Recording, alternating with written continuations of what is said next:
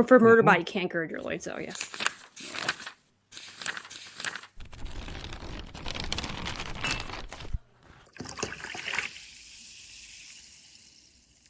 Hello, Fermented Folks. We have P. Jelly Clark. All Makatsu. We have Travis Baldry. Today we have a really special guest, Leopoldo Gout. Are you reeling it in and defending clowns? I am. Earth doesn't even exist in Battlestar Galactica. This show gives me heartburn. It's like, I loves it, I hate it. It's called All Fluff. Oh! If you didn't know how I actually feel about The Mandalorian, Don't worry, this is it right here.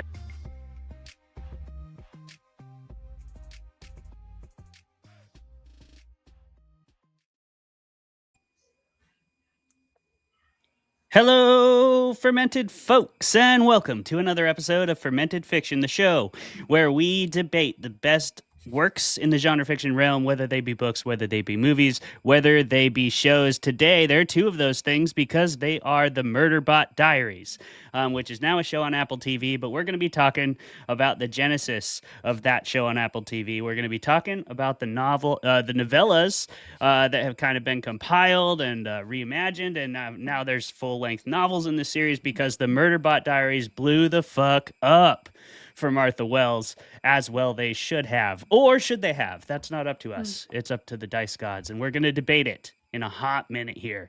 Our guest tonight who will be debating with us is Pauline Chow. Pauline, thank you so much for coming on the show. Thanks for having me. I'm excited. Hell yeah, and we are so excited to have you here because you are an awesome author, an awesome member of the industry, and we're going to learn all about you after we do our quick personal updates between Jeremy and I. Jeremy, what's up, buddy? How's it going, and what's going on? Oh, it's going pretty good. It's going places. Well, what's going on is that basically immediately following this episode, I am loading up my car, and me and my wife are driving to Great Falls for a Super Bowl weekend with her family, and it's gonna rip, dude. Yeah, your family seems like they'd be Patriot fans or some shit. No, my mom's all Vikings all day. Oh, no. Yeah, and my dad's Kansas City Chiefs. Well, that's just as bad. That's the energy I was getting last time I was at the barbecue. There was definitely some Empire energy, though. There's wild energy flying all over the place in that house. You just gotta.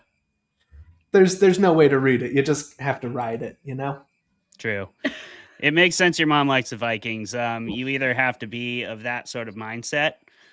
Or you have to be from Minnesota. I think those are the two ways that happens to you, unfortunately. It's kind of like being a New York Jets fan, but hey, what are you going to do? So, yeah. Yeah. Do you have a favorite football team, Pauline? It's totally okay to just say no. Well, I grew up in Chicago, so okay. I kind of has to be the Bears. But also, I kind of started feeling weird about the NFL after they said they're an entertainment company. So. Sure. Yeah. Sure. I mean, I guess that's kind of, at the end of the day, the only way to categorize it. But there is, just because of so much other media that surrounds the sporting aspect, I think. Mm-hmm. But I totally know what you mean, because that game is a lot more than entertainment, It's shaping entire livelihoods. It is damaging people's bodies. It's crazy. So I don't blame you for not being as keen on it. Chicago had a hell of a year, though. You got the Iceman. And I'm a big Rams fan. He almost took us out of the playoffs. So really glad that didn't happen. But hope Chicago's good again, because I do like the Bears. Yeah, I think mostly they were not good in my lifetime. So then it kind of doesn't feel I don't have the same motivation as both of you. Right. Because the Viking is pretty good. And then the Patriots, they just cheat all the time. But they win. They're the best at cheating. Yeah, they're so good at it, and then they win, and no one cares. Enough to show up and eat people's snacks. Yeah, I support you in that, especially if they're Patriots fans. Just eat it all, take some home. Bring Tupperware. Yes, yes. Just grab one bag of pretzels, that's down to the bottom fifth or whatever, and fill it with all the other good shit. And Oh bail. yeah. Oh yeah. That's yes. a good trick. Never thought of that. Yeah. I don't want to say that I've done that a lot of times, but I haven't never done it.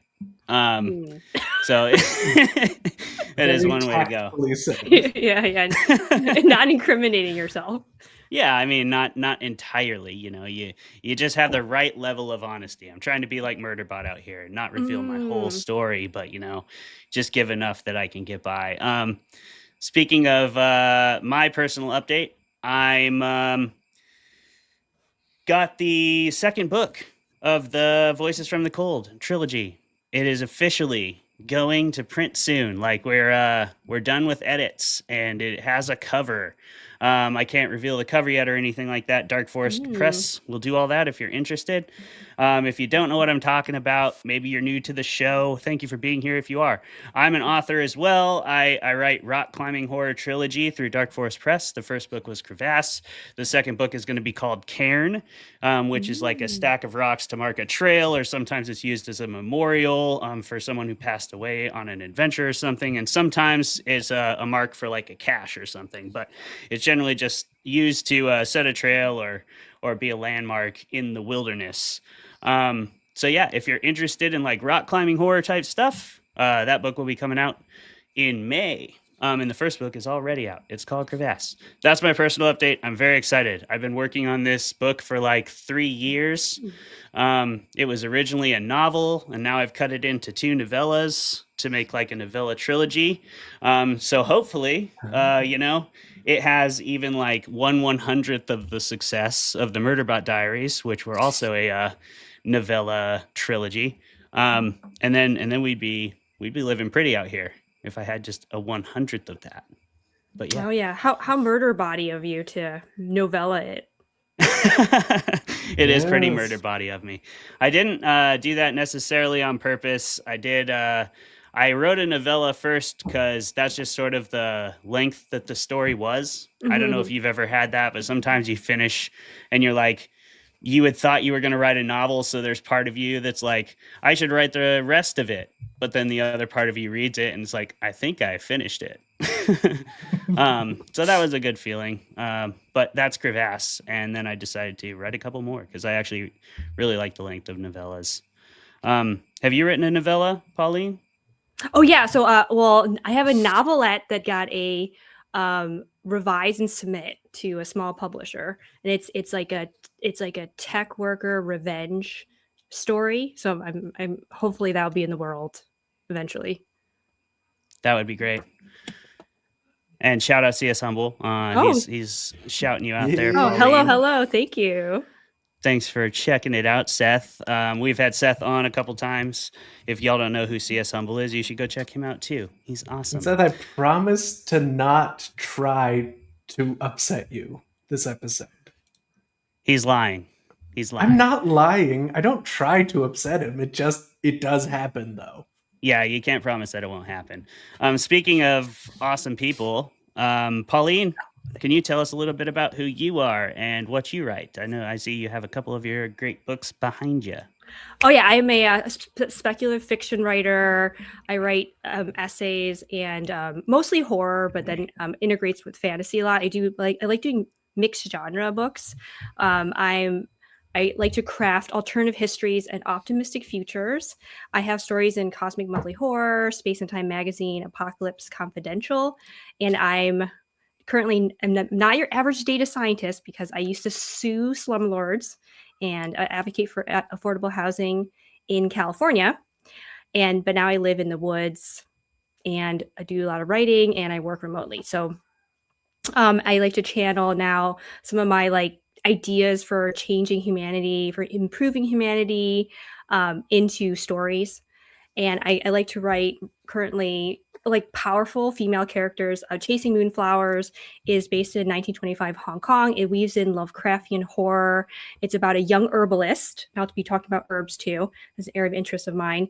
And she witnesses a murder and her uncle is arrested for said murder. And she has to clear his name, and she actually discovers vampires and a curse coming from colonialism, because in 1925 Hong Kong was colonized by Britain, and so I feel like it has a lot of themes in it that kind of deal with now, with like people consuming other people that they think are lesser than them, but the people that are, you know, kind of the victims are rising up again in their own ways and battling the small things, but also the big things.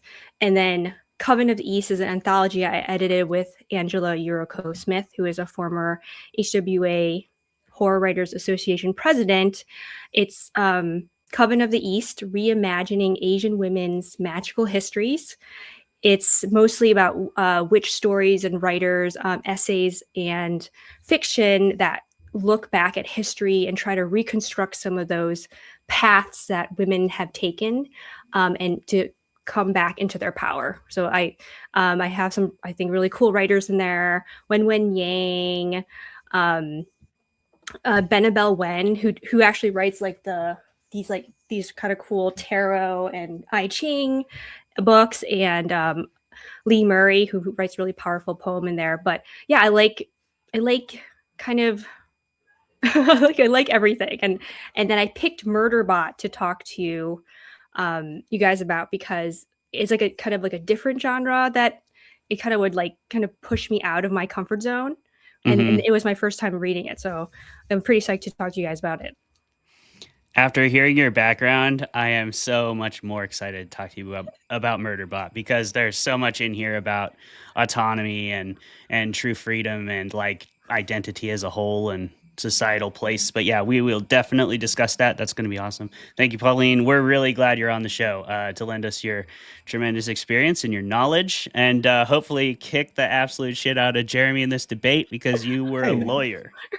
And you know, let's get right into it.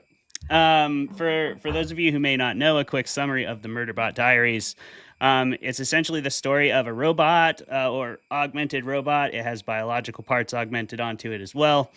So it's kind of it's all robot, but it's got human elements to it, I would say, because it actively chooses not to be a human, essentially.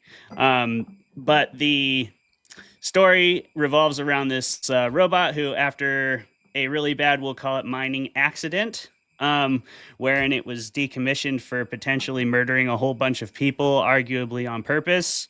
It has been brought back into functioning status to aid with the survey mission, and from there it ends up learning whether or not it wants to protect humans and the ways it can try to do that, despite their insistence upon killing themselves. It also really loves to watch TV, and tries to do that at every single opportunity it can possibly get, which I think all millennials can relate to very thoroughly. So yeah, that's Murderbot Diaries, and we're going to debate that thing today. Jeremy will be representing fermented fiction. Pauline will be representing the literary realm. And we are going to roll 2d20s. High roll will defend, low roll will attack as per usual. Jeremy, are you ready to roll? Oh yeah, let's do this thing. Alrighty. Okay. That right there is a piping hot 11. That's enough. Oh, Slightly I rolled a 3. higher than you rolled a 3. Yeah. Wow. Sorry, Pauline. it's okay. Oh, so I'm against. You hate Yep. the Murderbot Diaries. Okay, This is your hold on. least favorite thing, maybe. Get Channel into it. Oh, Use yeah. the dark the side. zone. Yeah. Yeah, be like, Hey, I mean, that is allowed. We allow middle fingers. We allow punching below the figurative belt. Whatever you got to do to win. Better to win than to look bad losing, you know? So go ahead and gear up for that. We're going to start in just 5, 4, 3, 2, go. Okay, so I am absolutely ecstatic to have won the roll on this one, so that I can go ahead and defend what is quite possibly the most relatable protagonist in all of fiction. I mean, for me personally, I can't imagine somebody more relatable than a person surrounded by people that just don't think as quickly as you do, just wanting to watch TV, hating to like have to make eye contact with people, otherwise you're freaking them out.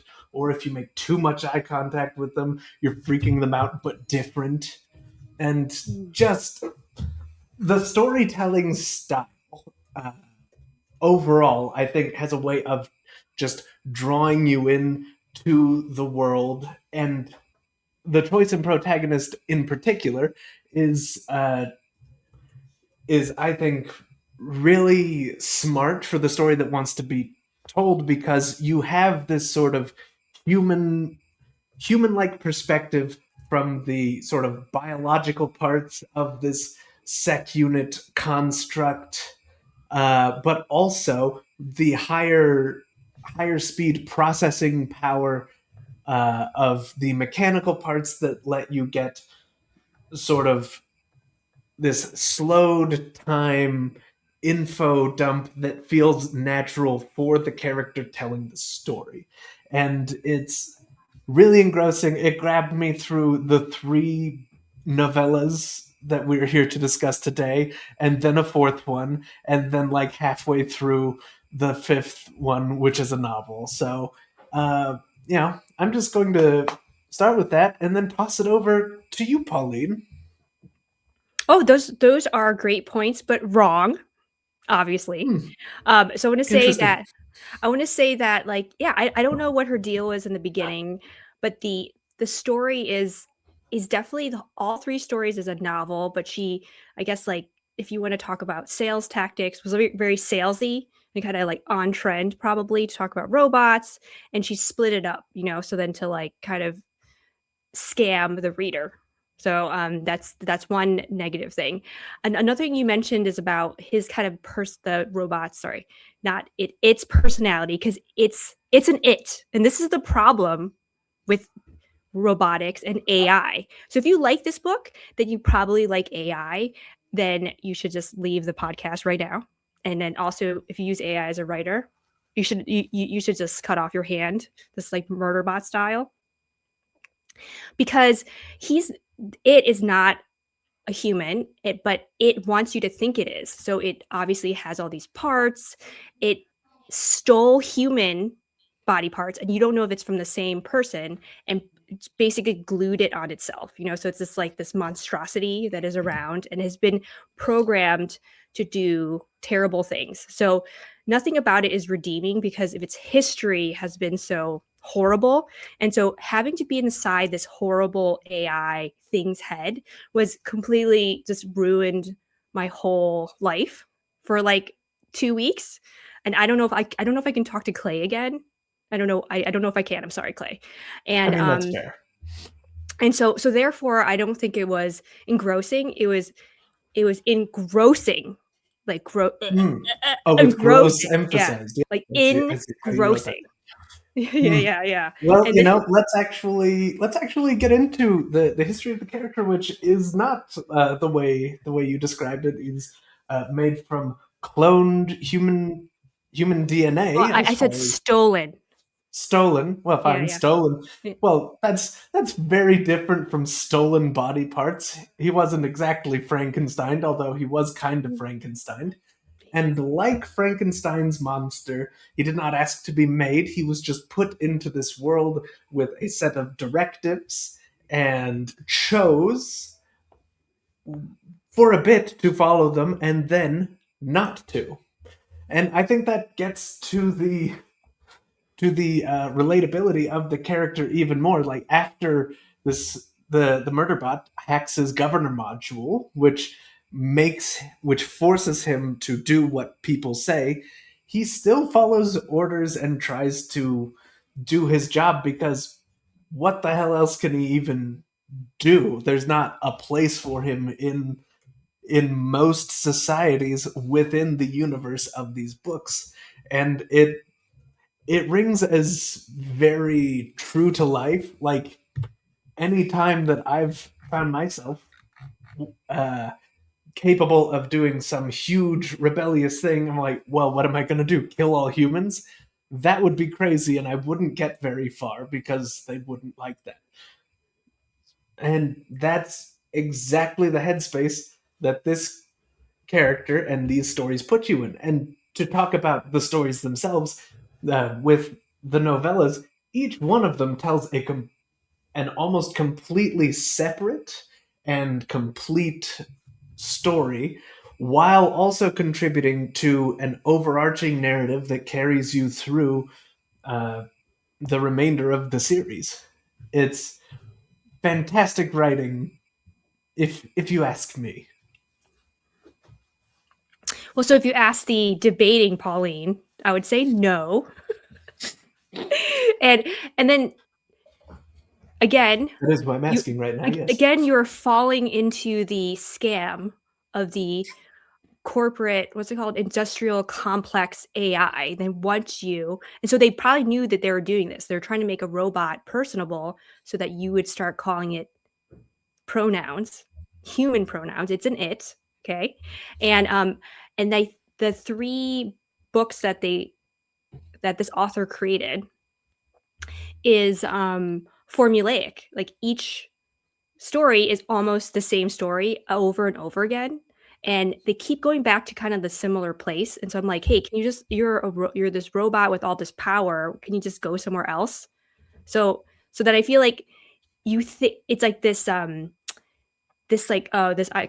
of samsara, so suffering. It's like it's you think it's broken out of its suffering when it's hacked its government module, but it's still a clone and it's still a sheep and it's still trying to follow this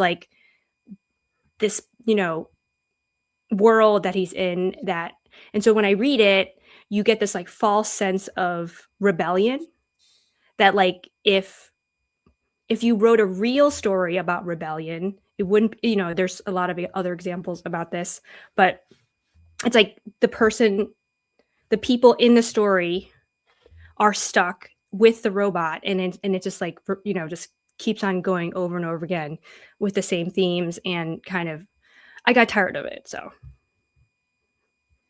Well, I mean, it's rebellion, but with that side of self-preservation. Like he didn't choose the world that he was meant to inhabit. He just popped out and like, well, here I am. And I think it's probably the best choice to have made, because otherwise he's got to be either doing nothing but like murder and like action sequences, which I know I wouldn't care for, and Clay probably wouldn't get past the first couple chapters of a book like that. Um, but like, it's that, or it's just very short because he gets cut down immediately, and the character knows that, because the character is, for once, at least as smart as a human person. Like, this is maybe one of the only instances in fiction where like a robot or various robots are considered more intelligent than human beings, and I find myself thinking that may actually be the case. It's incredible. I've seen a lot of super intelligent AIs in fiction, and no, they're not. They're absolutely not. We talked about Terminator and Skynet. They're absolutely not.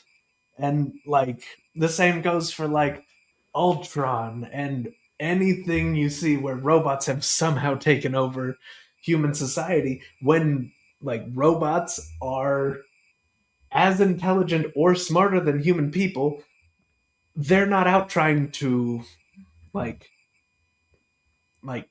create the destruction for mankind. They're out there trying to figure themselves out, the way Murderbot is. yeah, I mean, like, that's what humans want to do. Yeah, they, like, a lot of humans want to like improve themselves and to discover themselves, but Murderbot doesn't, because Murderbot is still only programming, and he sucks. All right. And with that, our debate has officially come to a close. And Colin has officially entered the chat. Hello, Colin. It's Colin. Wow. Hello, Excellent hello. work, Pauline. Hello. Excellent work. Fantastic. Good work out there. Whew. I love when a guest comes out just loading up the chamber and firing a bunch of shots right at the viewers.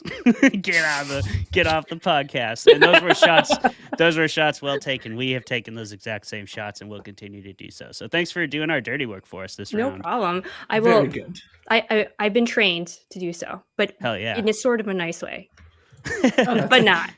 Yeah. I mean, I wouldn't categorize that as a sort of a nice, but I loved how you did it. And it made me want to leave the chat. So it worked. Okay. It worked. Thank you. Yeah. Yeah, and I think it's okay. I'll still talk to you now.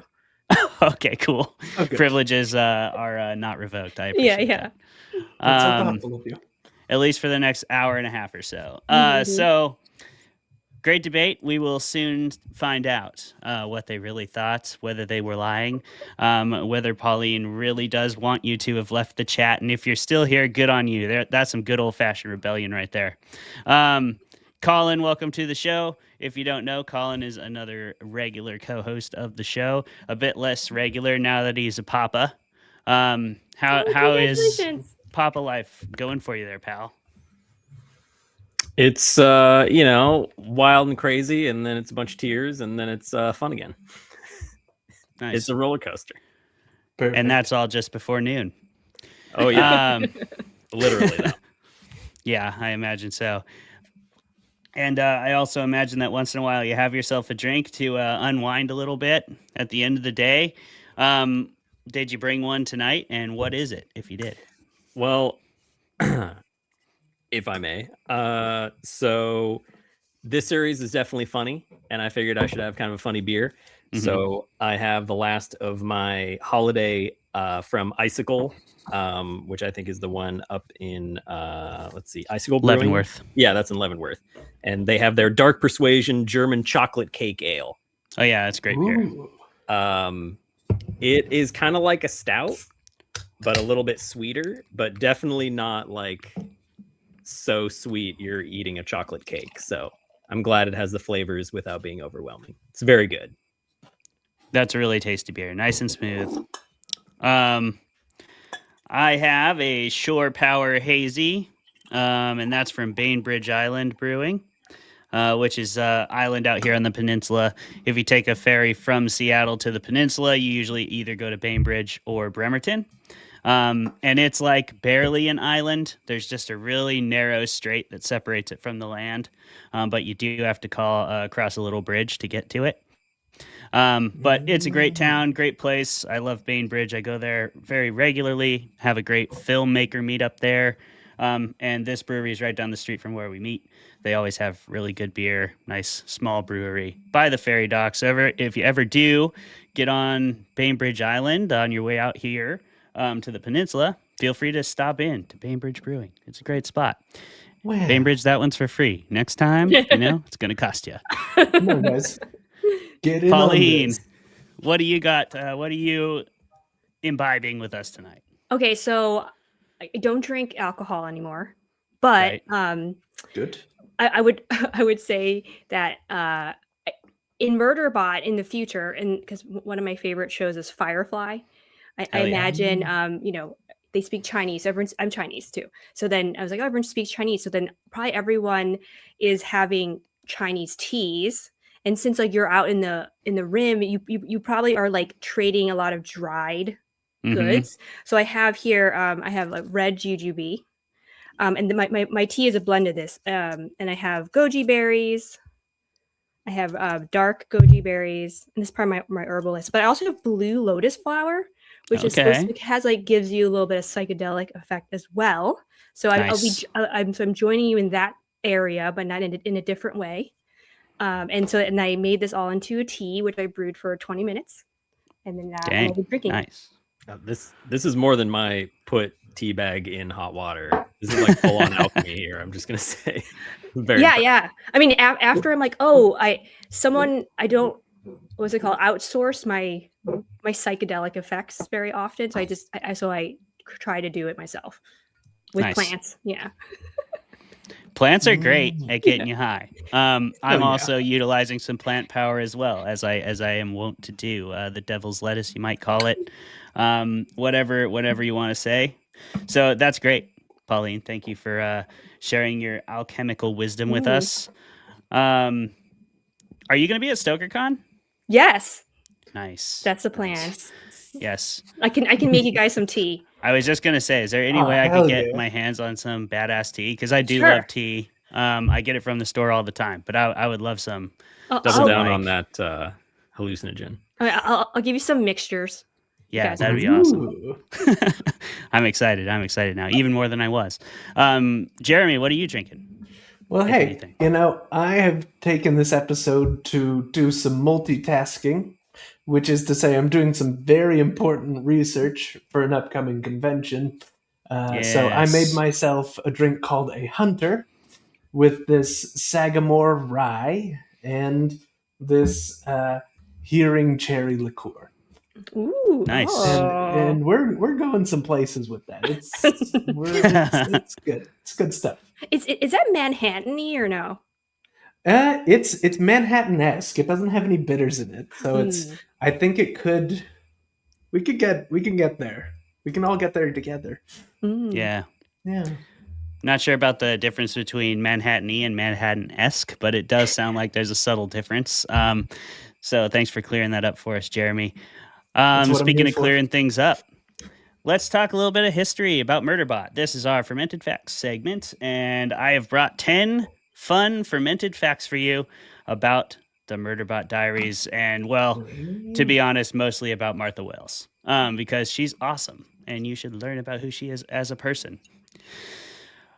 So I got all this information from a couple great articles, one by Megan Herbst from Wired, one by Andrew Liptak on his own newsletter Transfer Orbit, and one by Francesca Myman from our friends at Locust Magazine. Shout out to Arlie Sorg.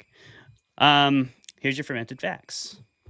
Number 1, the Texas A&M Library, Martha's alma mater, is over 100 years old and has one of the largest collections of sci-fi and fantasy in the world. And it's a big credit of hers as to why she got so into sci-fi, because she had access to a bunch of awesome sci-fi and fantasy. And she said she liked to read it early on in her life because it was one of the best places to find female lead characters. Murderbot, as a series, has racked up pretty much all the awards you could want as a sci-fi novella series. It won Best Series in 2021, Best Novella twice, with 2 of the books we're talking about today, All Systems Red, the first one, and Artificial Condition, the second one. And it won Best Novel for the first full-length novel in the series, Network Effect. It won 2 Nebula Awards, one for All Systems Red, one for Network Effect.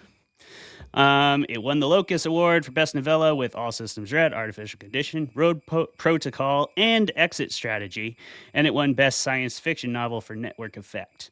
It also won the American Library Association Alex Award for All Systems Red, which was the first book in the series. Impressive. Yeah. She's I the mean, bomb. you can hardly kick more ass than that. And yeah, she really did do it. She did it old school too. She started her writing career in the 70s writing fan fiction for Land of Giants, Lost in Space, things like that. And she joined college when she was 18, and she joined a group called Cepheid Variable. This is kind of an awesome student organization out of Texas A&M that created EggyCon. And that con is big, and it's still going. It's been going for 55 years, and according to their website, it is the longest-running student-led convention in the country, or possibly the world. Because that is still a student organization out of Texas A&M. It's also where she met her husband, who went with them on a trip to Worldcon Atlanta. And he made her a lightsaber out of like car parts and plumbing pieces. And she now says they were brought together by the dark side of the Force, which is a nice, cute I mean, love that's story. love right there. That's fucking love, dude. She quit her job in 2006 after a friend passed away from cancer to become a full-time writer, because she realized how short life could be. She was not that old at the time. We also nearly didn't have the Murderbot books because her first series, Ilarin, had difficulties selling after the original publisher was bought by HarperCollins, who allegedly didn't support the books as fully as the original publisher. She was near giving up her career when her first big novel, which took 6 years to get picked up, The Cloud Roads, got picked up by, who was it? Oh, I didn't write the press down. By a press. And I will put the real press in the show notes. Sorry for missing that one. But she called this book, Cloud Roads, her polyamorous flying lizard lion bee people book. It hit the shelves and it got helped by an endorsement from N.K. Jemisin, who allegedly picked it up on a whim. She loved it and wrote a really cool blurb about it. And that kind of like made it get picked up by a publisher. They sold modestly, is what was reported in the article. But it did lead to her building up a fan base and her establishing herself as a really respected fantasy writer. And then when Murderbot came along, it just blew up. So that was pretty awesome. And number 10 was an unfortunate bump in the road for her. She suffered a terrible breast cancer diagnosis right as she was going on tour for The Witch King, which was her first fantasy book since she kind of branched into sci-fi. But she has since been diagnosed cancer-free after multiple years battling the disease. So she is a badass in multiple facets, not just on the page. Go Martha Wills. You're awesome. Good job, Martha. Good job, Martha. Keep writing, keep writing. Hell yeah, keep writing. She has too. Another fact I almost put in there is the fact that over the last like 30 years, she's written at least a book a year, which is crazy. But yeah, what's happening over here is I need to plug my computer in. That's my fermented facts. So I'm going to hop into the next segment, which is what people really thought. Pauline, since you had to go against it, you get to start by telling us if you truly believe what you said or if you were lying through your teeth and you actually love the Murderbot Diaries. What are your opinions on that? Yeah, I really liked it. I think it's like a payoff, right? So the first one, I liked it, and then it kept getting better. And I think what solidified it for me in the third book is when Mickey dies, and then I cried. Yeah. And I was like, oh my God, I know Mickey's gonna go. And because like, he comes in, it comes in as like, is, like cute, and Murderbot is like kind of jealous of it had been treated nicely. And then, it gets like in a act of sacrifice. Yeah. Gets taken out. So I think it was definitely an arc. I definitely think reading all three books at once continuously, I felt like it was a novel. It also kind of gave me the full scope of who Murderbot was. Because in the first one, I think it ends with it getting free. So then, it wouldn't. I think really, like in writing too, what really gets you connected with the character is how it relates to other people and robots. And then, the second one, it befriends the transport bot, and then the third one, it's like transport bot and Mickey. So it keeps on developing all these layers that if you stopped at one, you wouldn't have gotten those layers. So then I really like that. I'm afraid to watch the show because then this book has been so like, first person heavy perspective, and you're like really in his brain, literally. And so I don't know if the show would do it justice because like most shows are not as good as in portraying first person. So yeah, I can ramble on forever, but yeah, like I think that was what anchored me. Like I'm a fan. And her writing is great.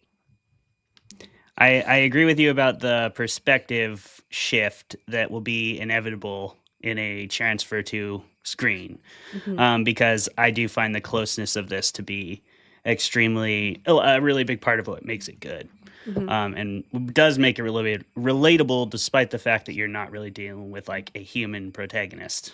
So yeah, Jeremy, you rolled high, but did you actually like this or no? Now look, I'm gonna start this off by saying that there are a few things about going through these books that have upset me. Mm. First of all, the first thing is that, like, and I don't like that this show keeps making me say things like this, but yeah, the Murderbot is the most relatable character in all of fiction, at least to me. Like, it's not even close. And yeah, secondly, the second reason I'm upset is because now that I've finished reading these three, I read the next one, and now I'm halfway through the fifth book, which is a novel. So thank you for giving me something else to be hooked on. And yeah, look, I think that this series is great. It's really engrossing. I believe everything I said from like the perspective of a non-human entity, making it believable to do the kind of info dumpy stuff that you need to establish a sci-fi world without making it feel ridiculous and out of character. And it also gives you a kind of like this human like perspective where you've got all this personality coming through, so you get a real sense of who the Murderbot is and who it thinks everybody else around it is. And like, it's very easy for me to identify with like that character and that kind of struggle without all the slavery stuff, because I have not been enslaved, if you can believe it. Clay, you are straight up muted, bro. That happens. I did say I can believe it, though you have worked at Golden Corral, which is, that's one thing that can also happen to you. It's more akin to being a New York Jets fan again, but both of it still sucks. Still sucks for sure. Yeah. Colin, what did you think of these books? It may surprise you what I thought of these books. I read the first book and didn't want to read anymore. Yeah, I don't blame you. I had the same reaction. And I can bring it up now, or I can bring it up later. But I have a question for readers to ask themselves that fully demonstrates what my confusion when I was reading it. That sounds like a good discussion topic. It'd be a good discussion topic. Okay. Yeah. But you were not impressed. So did you read on as per the homework, or did you say, fuck you, teach, I'm done right here, book one? I sure did. I was like, this is like, a sad thing that I'm not. It's like I'm gonna phone it in. Like you can get away in literature class not reading at least one book a semester, and this would have been one where like read book one. Okay, I'm just gonna take the L on this next. No, that's just quitter talk. I read all of Snow Crash and Hyperion, and you were like, one Murderbot book is fine. I did, which is only a novella, by the way. I read the first novel and novella, and I watched the show. Well, I think you watched the show. There's like a thread here, though, that like I was already hooked on this question that the book was asking, from like old Star Trek episodes, especially from the Voyager season or series, and like about like what makes consciousness human, or what makes it sentient type of thing. So then I went into these books thinking about how this author would answer this question. Mm-hmm. So yeah. So if I didn't have that driver, and then also like I guess wanting to be a good student, I probably would have quit too after the first book. The premise is great, and the audiobooks are fantastically read. And I mean, they're like 3 hours a piece, and you just pop that thing on. You'll finish it on your commute that week. True. Yeah. I agree with the thread too. Like, Pauline, you're right. Like, going in as a guest on the show, you're definitely gonna read it no matter what you think, And I do think that there is a definite like it continues to grab you more, like you were saying, as you continue to read through the books. I was much more hooked by the second book than I was by the first book, and I do feel like that's because of what you brought up. Like, there's that sense of a true freedom and escape that's sort of accomplished at the end of book one, and so book two feels much more like it is the Murderbot's actual journey has begun. But book one was kind of like what it took to begin that journey, which was obviously a gigantic struggle as well. Like, again, you have this whole fight for autonomy and true freedom coming from a place where you are not in any way free. You are literally created to be in service. And that programming goes so deep that it's, you know, it's also part of like the Murderbot's identity. It's part of the Murderbot's moral code by their own choosing to some degree. But a lot of it's conditioning, but it seems like they're choosing to continue with some of their beliefs about humans and some of their desire to continue doing their duty, which is to help with these missions. Like the Murderbot doesn't choose to just like go in a containment center and hide forever and just watch TV. The Murderbot does want to go discover what happened at the mine and does want to like go on this journey to actually find things out and learn and has a genuine interest in continuing to help people. So I think there was a lot of layers to this book, and it's kind of interesting because the writing style is very digestible and kind of simplistic, which I liked. But at the same time, I've just been reading a lot of like more purpley stuff, I think. And so it kind of like threw me off. I was like, I haven't read a book that's written in such like plain terms for a long time. And that's not to say that the story isn't complicated and well crafted. It certainly is. Martha Wells is just a prose pro. But like it is a very intentional choice of like how straightforward and simple the language is, and it makes it very digestible, easy to read too.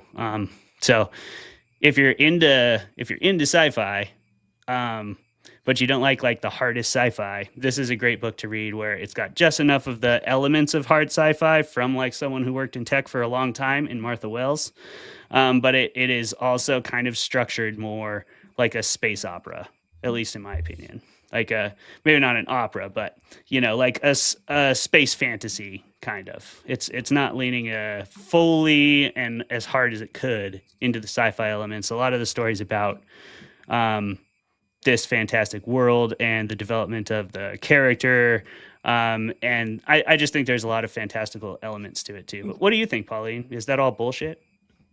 Yeah, well, like, so accessibility, I think she definitely wrote it to be accessible, but I wonder if like what percentage of her audience is female or like before it became popular, because it does read very tech bro-y, the first book.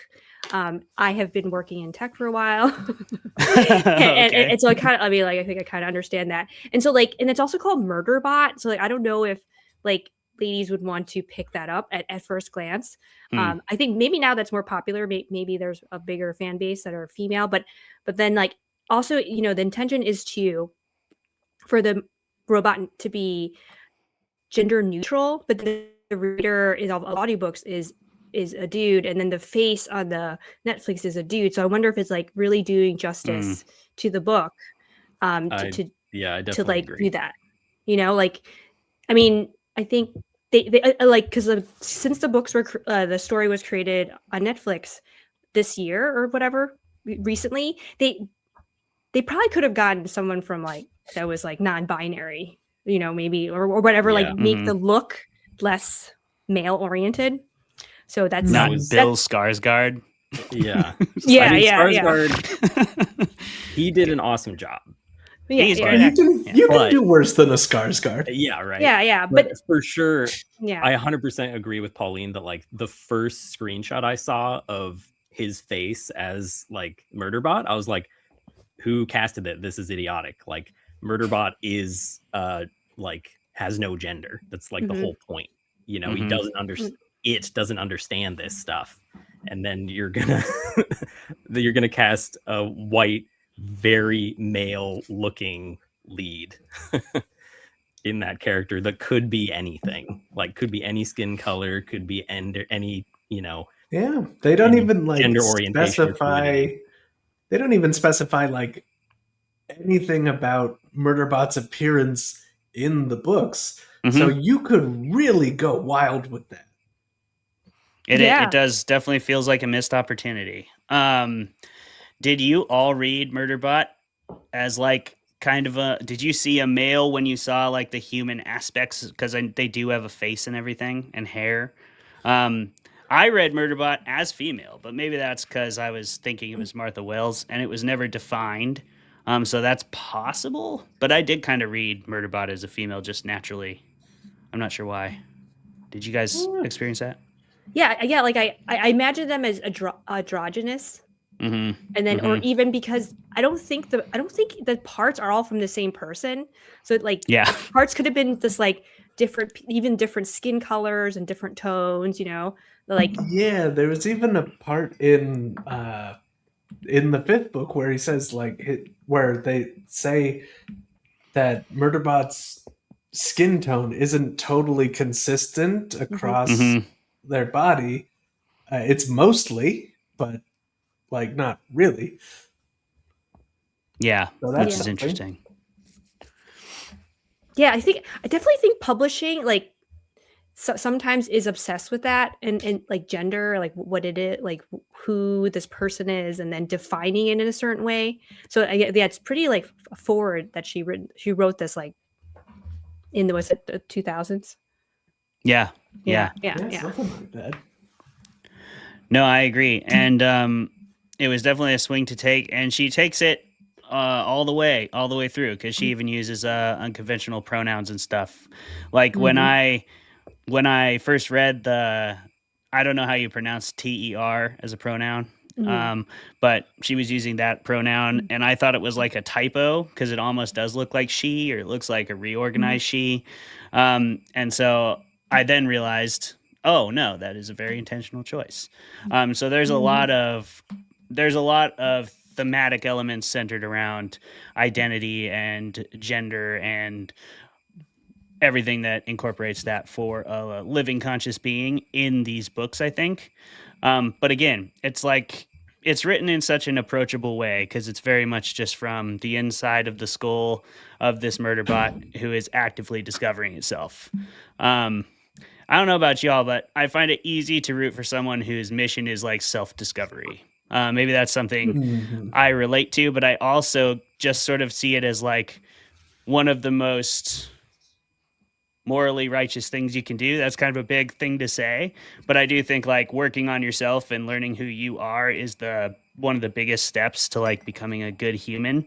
And so protagonists who undergo that quest to me are always really relatable and empathetic. But I don't know, what do you guys think about that before we go to break? I mean, I'm all the way I think the awareness is like. Yeah, go on. Go, Pauline. Oh yeah. I was saying I love characters that are self-aware or like made to be self-aware through the story arc that they're in, and I totally believe in that self-development as a crux to kind of going deeper in your writing and go deeper into your humanity. And I think this character is laudable. I think also they have that tinge of justice that people associate justice with robots. I mean, they're also like, evil, but also like with robots more because I think they think that programmers will program, algorithms and robots to do that. For some reason, I think people think that way because I think that's a mirror of like what they want to be also. But then obviously we're learning through real life. you have evil corporations, and then you're like, oh, they don't do that in real life. It's only in fiction. Yeah. And then instead of training to be like this unanimous source of all dispensing justice, they're starting their own social media network so they can talk shit about humans. Because they've been programmed by humans on Chat GPT, like talking about their problems and having relationships with them. And they're like, oh, all right. It's a wild world out there. And, that's what Murderbot's going through. We're going to talk all about it on the other side of our 5-minute break. But Jeremy, before I go, I think you maybe had something to say on that subject.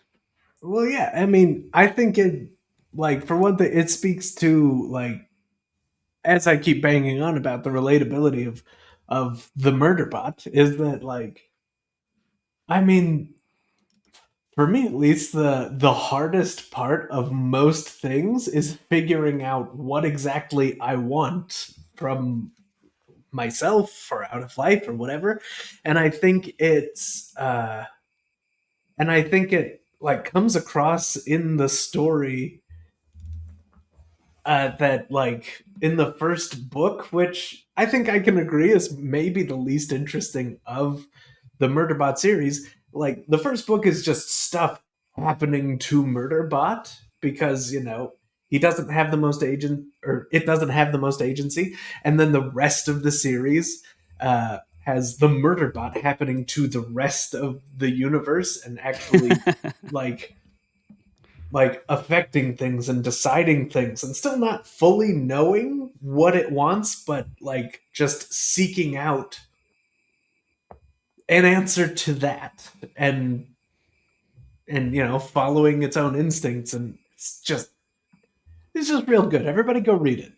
Everybody go read it all, and then we can hang out and be friends. Yes. And you'll know if you're like Colin if you only get to book one and straight throw in the towel. But yeah, we're going to be on the other side of this 5-minute break, coming back with a panel discussion of the Murderbot Diaries and just anything else cool that Pauline helps us discuss because she's our brilliant guest today.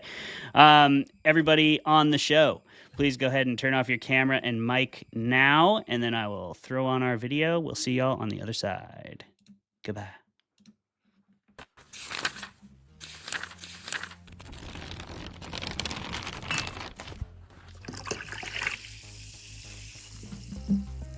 Hello, Fermented Folks. Welcome to another episode of Fermented Fiction, the first of our new season, and I believe it's season 4. The show where we drink beer and argue with each other and bring on really awesome creative guests.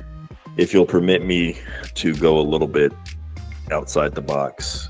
Once upon a time, apparently, people used to sniff mummy remains, powdered mummy remains, like cocaine. So I think 3 lines of powdered mummy remains, if you can get to that as well. Yeah, that'll get you right to really enjoy the movie, you know? Dave told us all about making a mead, and I talk shit about Tom Bombadil, as I am wont to do whenever people bring up Lord of the Rings. You would. You should. And then that's everybody exactly what he freaking made. chill about Tom Bombadil, or I'll get unreasonably upset. So, in your assessment, what did you think of the everyone kind of paired off, or at least a number of people did, like romantically? How'd you feel about that? Did that seem really forced and dumb to you, or? Tom Bombadil is a merry old fellow with his bright blue jacket and his boots are yellow. Right? It's our yellow. Right. Imagine discovering mummy remains and oh my God, these ancient figures. Dude, what if we crushed this and snorted it, yo? I bet we'd get fucked up. Let's talk for a moment about the fucking all-star cast in this movie. We have Ewan McGregor slaughtering it the entire time, main character energy, top to bottom. You can't argue with it. Women want him, men want him, everybody wants Ewan McGregor. Okay? If you don't agree with that, you're lying to yourself. Apparently she had a backstory, but they cut it because she's very hard-nosed at the beginning. And then I will say another pro of this movie is their chemistry is hot. And I feel like if they didn't have that chemistry, I would have been ugh. Because she says at one point, she's like, oh, it's the apocalypse. What are we going to do? Fuck.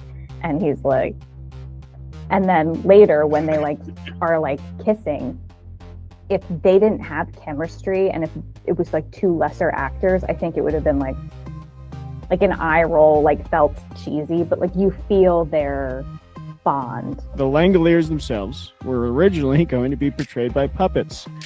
And I think maybe they should have. Maybe they should have. Dude, that's amazing. There's no maybe about that.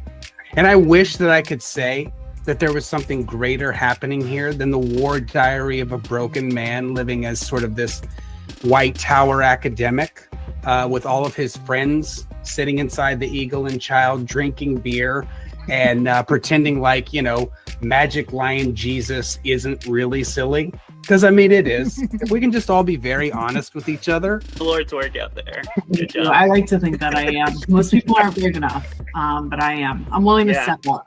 You know? Yeah. Dedicate that yeah, time. settle You're willing to dedicate that time. The time, the money, all of it. That was so painful. It's one of those painful things Oh, that I've done was in my so life. good. That was so good. We've never been so savagely attacked by any author on their show. It's incredible.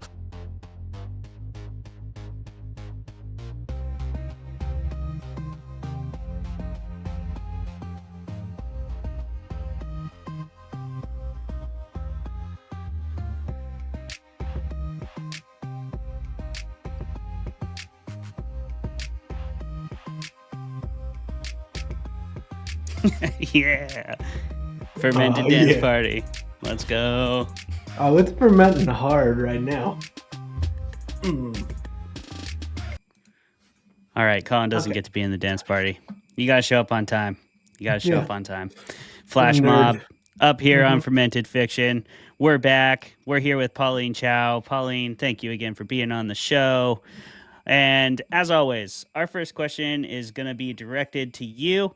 And then we'll all chime in as well if we feel so inclined. But Pauline, you brought this up in your debate. Well, you brought it up, and also it was like 90% of your debate. So I am genuinely interested to know, how does the modern AI landscape sort of influence your consumption of this book? Because when it was written and when it hit audiences for the first time, that was in a very different age, technologically speaking. And I wonder how it might have been affected for general viewership. Because I felt a little bit like, I was glad you brought it up in your argument. I felt a little bit of that too, where I was like, I don't want to root for this Murderbot. Like, that feels like rooting for AI.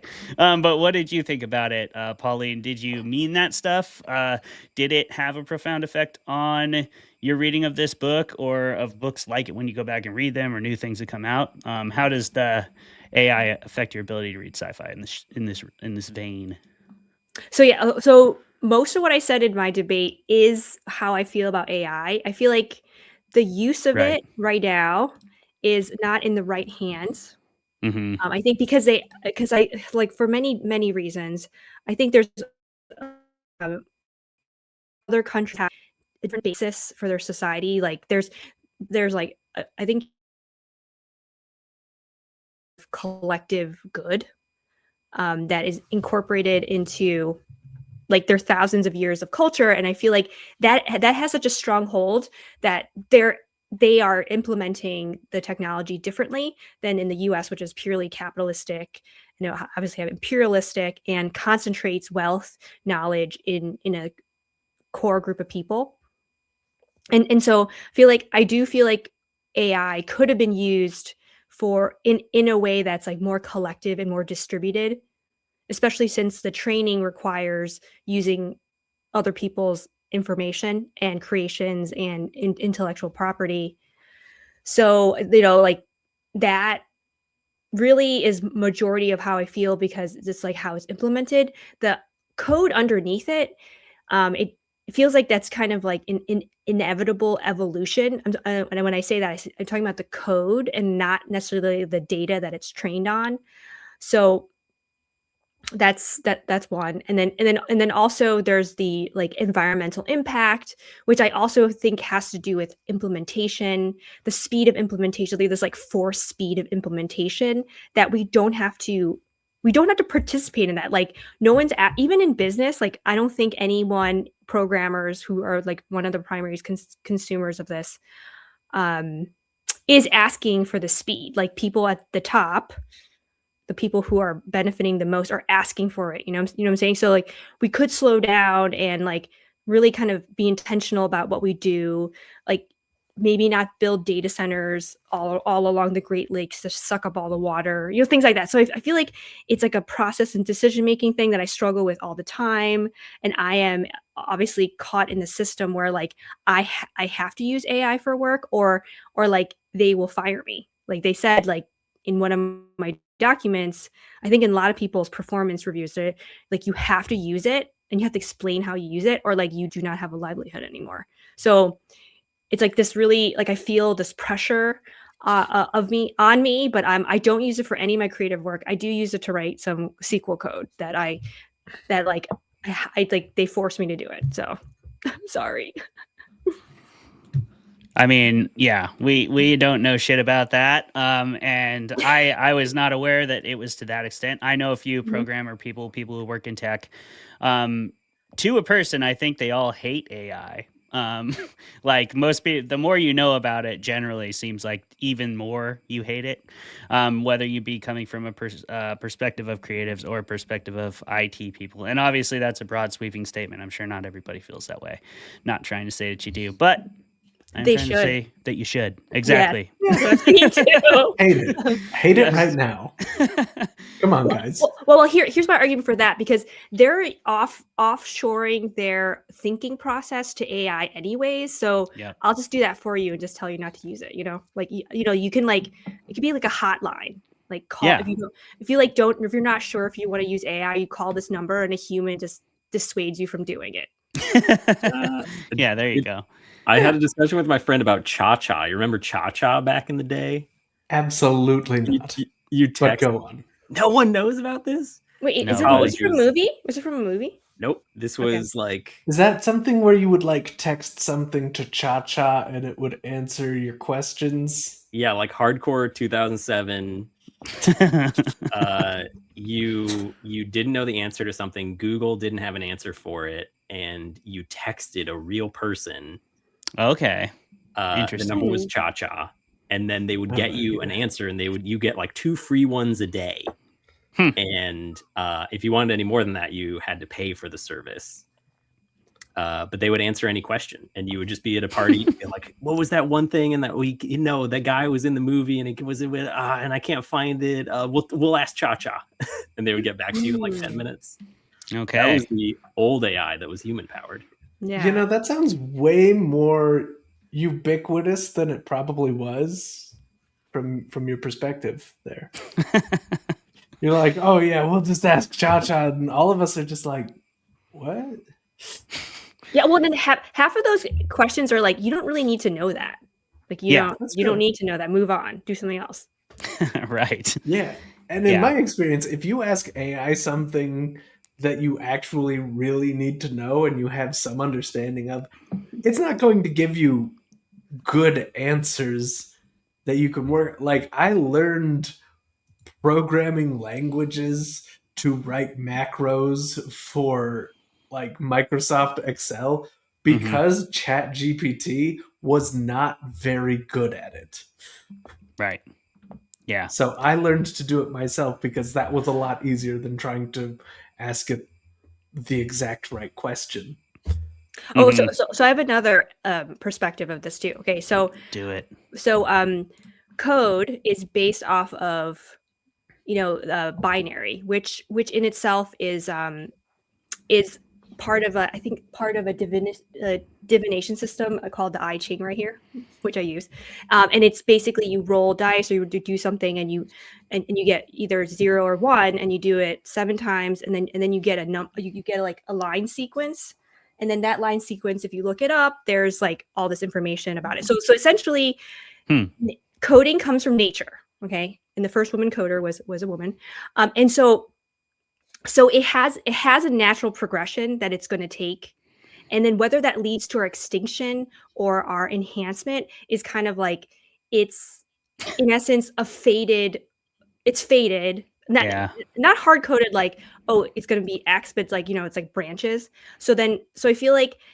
however we waste this like technology and waste our time on Earth, like that's like it won't destroy the Earth. Like after we die, we'll just decay into the ground, and then the Earth will start over. Right.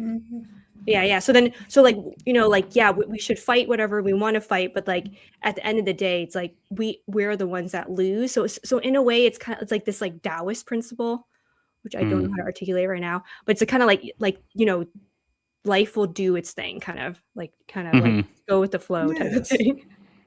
So like a little bit more optimistic tone to AI. So if you read the book, if you read the Martha Wells as like a branch of that fate, then like that it has some optimistic elements in it, because like of how the robot is like, it knows what is right or wrong, and then because clearly there's people trying to do all this wrong stuff, and if robots are gonna just like become pure evil machines, then like there would be no good characters inside the books, but there are. Yeah. No, that's a really good point, and I definitely agree with that principle. I think at least I know Jeremy and I both agree with that principle of by fighting all the time, you're definitely also losing your life in a different way, which is very, very interesting idea. But Jeremy, what do you think about this question? Does the modern AI landscape influence your reading of these stories? I mean, personally, I found the modern AI thing, from my own experiences with AI, is almost entirely divorced from my reading of these books, just because the intelligence on display within these books is so much more advanced than what we had. Because let's be very realistic. AI and chatbots and whatever that we have now, they're idiots. They're big dumb dummies. Sycophants. And hey, they can hear you. I know. And hey, I love you. It's not your fault that you're a big dumb dummy. It's not my fault that I am either. Yeah, we're dumb too. But we're dumb too, hey, chatbots. Look, Pauline probably isn't, but for me, it separates it from even being close to the same conversation. If anything, these books kind of illustrate the different like levels and methods and variations of what consciousness can be, aside from like the human perspective, because I feel like I may not be the only person who identifies so strongly with the titular Murderbot. I wouldn't be surprised if that was a character latched onto by a lot of like neurodivergent people who don't automatically want the same things as their neurotypical counterparts and friends and whatnot. So that's more where I was drawn than the AI thing, which honestly still doesn't. There's no one-to-one parallel or correlation for me with that in any of the books that I've read. Yeah, I think that's really fair, because the Murderbot books, they feel like they're a long ways into the future from where we are right now, where there is a true like there's a sentience there that is certainly not there in AI as it stands. And we still are seeing AI as direct plagiarism, especially if you're like a writer, right? It's pretty impossible not to. Or if you're an artist of any kind, a creator, someone who puts words and pictures and art out there, that is where all the other pictures and words and art are coming from. So it's impossible to separate it from that, at least for me. But I hear you, Jeremy. I had that AI thought kind of weirdly far into the first book, and it was something of an intrusive thought, more than it was something I felt immediately. I was way more connected to the character struggle of the book, the relationship between the Murderbot and its controlling entity and its current clients, and kind of all these interpersonal social control mechanisms that it was shackled to, and kind of like figuring out ways to break those one by one. I'm always a fan of those kind of narratives. So, Ooh, blown up. Did you guys hear that? I heard like a little. Oh, okay, great. Because there was a really loud ring in my ear. But sick. yeah, so I was more drawn into the character elements, like you were saying, Jeremy. And it's also, you know, it shouldn't be underplayed that like this is also a classic kind of like. There's a lot of shooting them up in this book. Like there's a lot of fight scenes, and it's a novella, but like there's several fight scenes. There's lots of like guns popping out of all of the Murderbot's orifices. Yeah. And Very exciting. yeah, it's exciting. Like it's Yeah. a fast-paced book. There's plenty of fighting. Like your Murderbot is kind of trying not to fight, but it can't really help it. It's just in these situations, especially in book 1, because that's literally what it's hired to do in book 1. And I do love that early line from the Murderbot. I think that's something I like about it that sort of to Jeremy's point separates it very definitively from modern AI to me. That line about it, I don't remember exactly how it goes, but it's essentially like, as a Murderbot, I was a massive failure. It was, it was like, I really didn't like murdering people. And that was like pretty early on in the Murderbot. It's a great character flaw. Exactly. Yeah. That's like when you go into a job interview and they're like, what's your biggest fault? It's like, I don't like to murder people very much. It's like, yeah. Okay. That's one way to turn a fault into a pro, but hey, that's how you get through an interview sometimes. So for clarification, Pauline knows what I'm talking about. Yeah. Murderbot's not a robot, right? Yeah, It's I guess synthetic hybrid of organic tissue and robotic inanimate matter, right? Yeah, technically that would make it a cyborg. So I would call it not a robot, no. which is why it has a personality. No, but it distinguishes very clear. It's human, augmented human, and then look robot. So it's like it says that it defines it multiple times. It's a type of bot, but it's not AI. Does it have AI loaded onto it? Yes. Yeah, absolutely. It has to deactivate its own governor chip to watch and TV. It also has like its organic consciousness, which in later parts of the series do serve functions like its brain, like its organic brain does help in like a rebooting process when like reloading all its memories. It makes it more effective doing that. I mean, Battlestar Galactica did it first. All right. We have all that stuff in BSG. Sure. You're here. Let's bring it down here. It's not AI if it includes organic material. Well, yeah. I think this because that is like a fundamental different thing, like completely. I mean, don't it's its know. own being for sure. Would you consider the synthetic robot in Alien to be AI? It's covered in biological material, but when it emerges as the villain, well, it clearly is completely beholden to its programming. We have right now, which is really just what do they call them? LLMs. They're linguistic language mass models, right?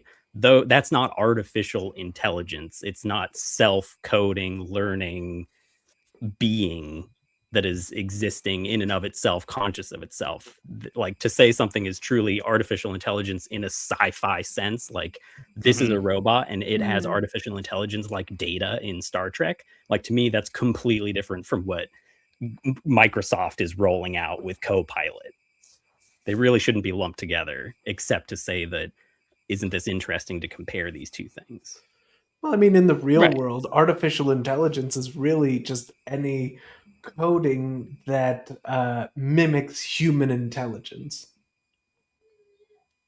So you have AI in like video games and chatbots and whatever else. Yeah, I would say that doesn't mimic human intelligence. It mimics human language, but not. And you can use language because of intelligence, Colin. And it's a buzzword.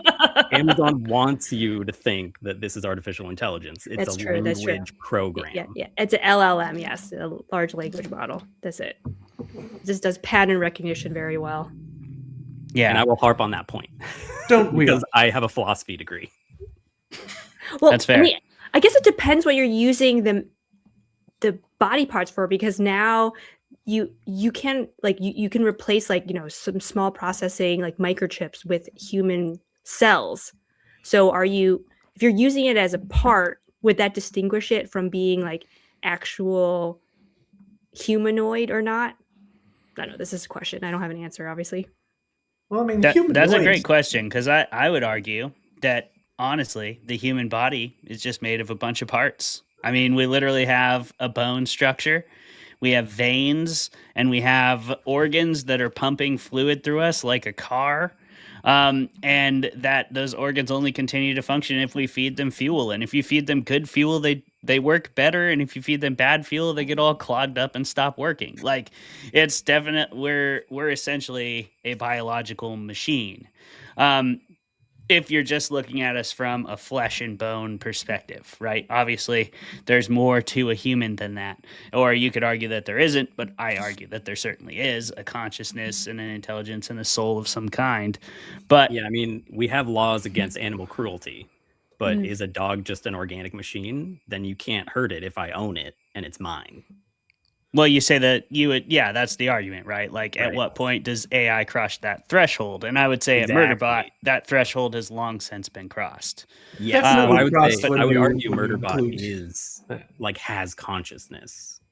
Yeah, totally. And Oh, I sure. think You wrote all those books. The first book is intentionally gray about where that consciousness comes from. Where That's- in yeah, its that's a body good point. is the consciousness. Yeah, that's a good point. I mean, like, really, if we're doing our job right, like, Murderbot is a cautionary tale, and you should not allow human body parts to be used inside a robot. And then we would just Yeah. never have that debate ever.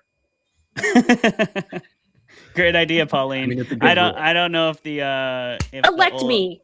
Yeah, I don't know if the technocrats feel the same way. No, about they it. don't. I mean, they don't. No, Yeah, it's they're the more first law like, in Dune, so, shouldn't we see if it'll work? Yeah, I you know. How much see money if am I it'll gonna get? work, and then all the corporations will pay you to get RoboCop like Murderbot was. Yep. True yeah, that. yeah. RoboCop. True that. It's on the way. All they need to do first is put us all in massive debt. Oh wait, Oh, here we wait. fucking are.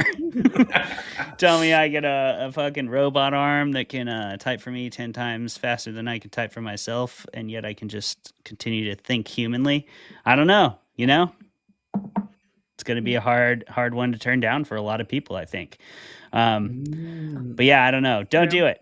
Don't do it. Don't do it. Call us. Don't become a cyborg. Call the Pauline Chow hotline. We'll put that number in the comments as well. It'll either be Pauline Chow's actual hotline or just the number I got from the porta potties at the surf spot that I go to. One or the other. You know, it's up to you if you want to call it and find out. Either way, we hope that it helps.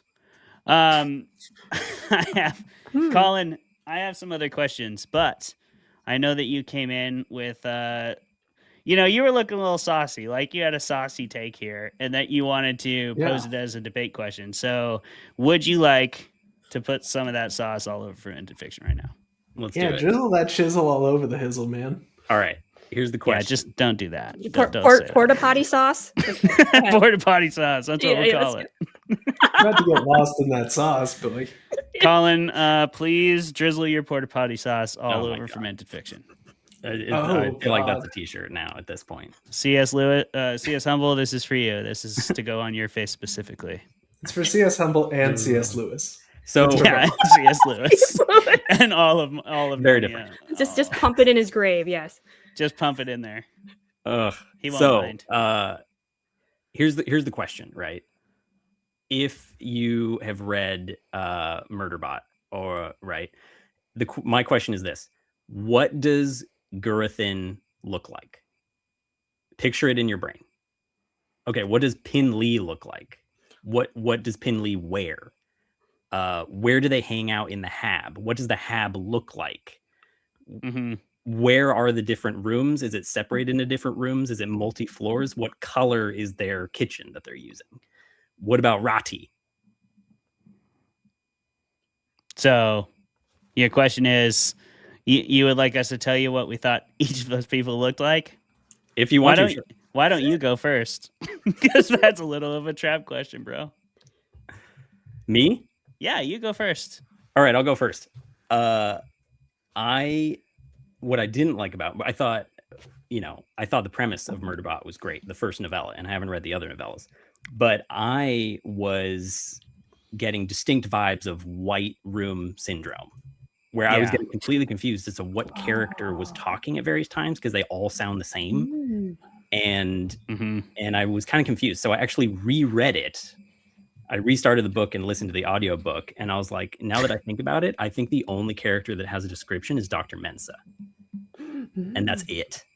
And if anyone knows another one that's in there, say so, because I reread it thinking of that. Like, how many descriptions are this book in terms of where they are and what's going on and who's talking and what they look like? And I think it's basically none. Yeah. But I agree with that. That was from my perspective. And to me, that was a big oversight and really threw me out. And the main character, Murderbot, is great. And the action is great. And the ending of the first novella is great as well in a big story arc. But I think there's a lot of missing world building. I should say they're specifically missing characterization. And so... there's another, you could say, oh, well, it's because it's a novella or because it's from Murderbot's perspective or something. But I think that Murderbot is very aware of surroundings and exactly what's going on at various times and very observant of what characters do and how they do it. So I feel like Murderbot would describe the way people look and everything else. And, I have another novella from Tor, which didn't win any awards, by Spencer Ellsworth, A Red Piece, which is a great novella, and I highly recommend it. He was on our show a while back, and I feel like that, you can do it. You can do it in a novella. So that's my hot take. Questions, concerns, comments? Pauline, what do you think? How did the world building or lack thereof resonate with you? I have another question right off of this call, and so I'm glad you. I would say character, something like that, and not necessarily world building necessarily, because to me, world building is different from. There's a lot of information about corporations and about the Preservation Alliance and stuff like that, and I think that's pretty good world building. But specifically, character, like what are the characters in this story? What do they look like? How do they feel? Can you picture them? Well, like in this particular sci-fi, since it's in this world where there's like people are wearing suits all the time, and like I was okay with no description or less description. I think there was like 2 descriptions, like someone had like light hair and dark hair. I think like that's all I really remember.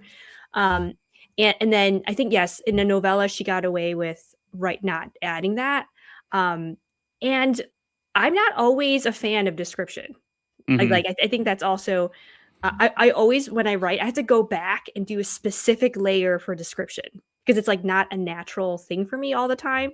Depending on like, I think if you're like obviously in a Gothic setting like that, you go hard with description.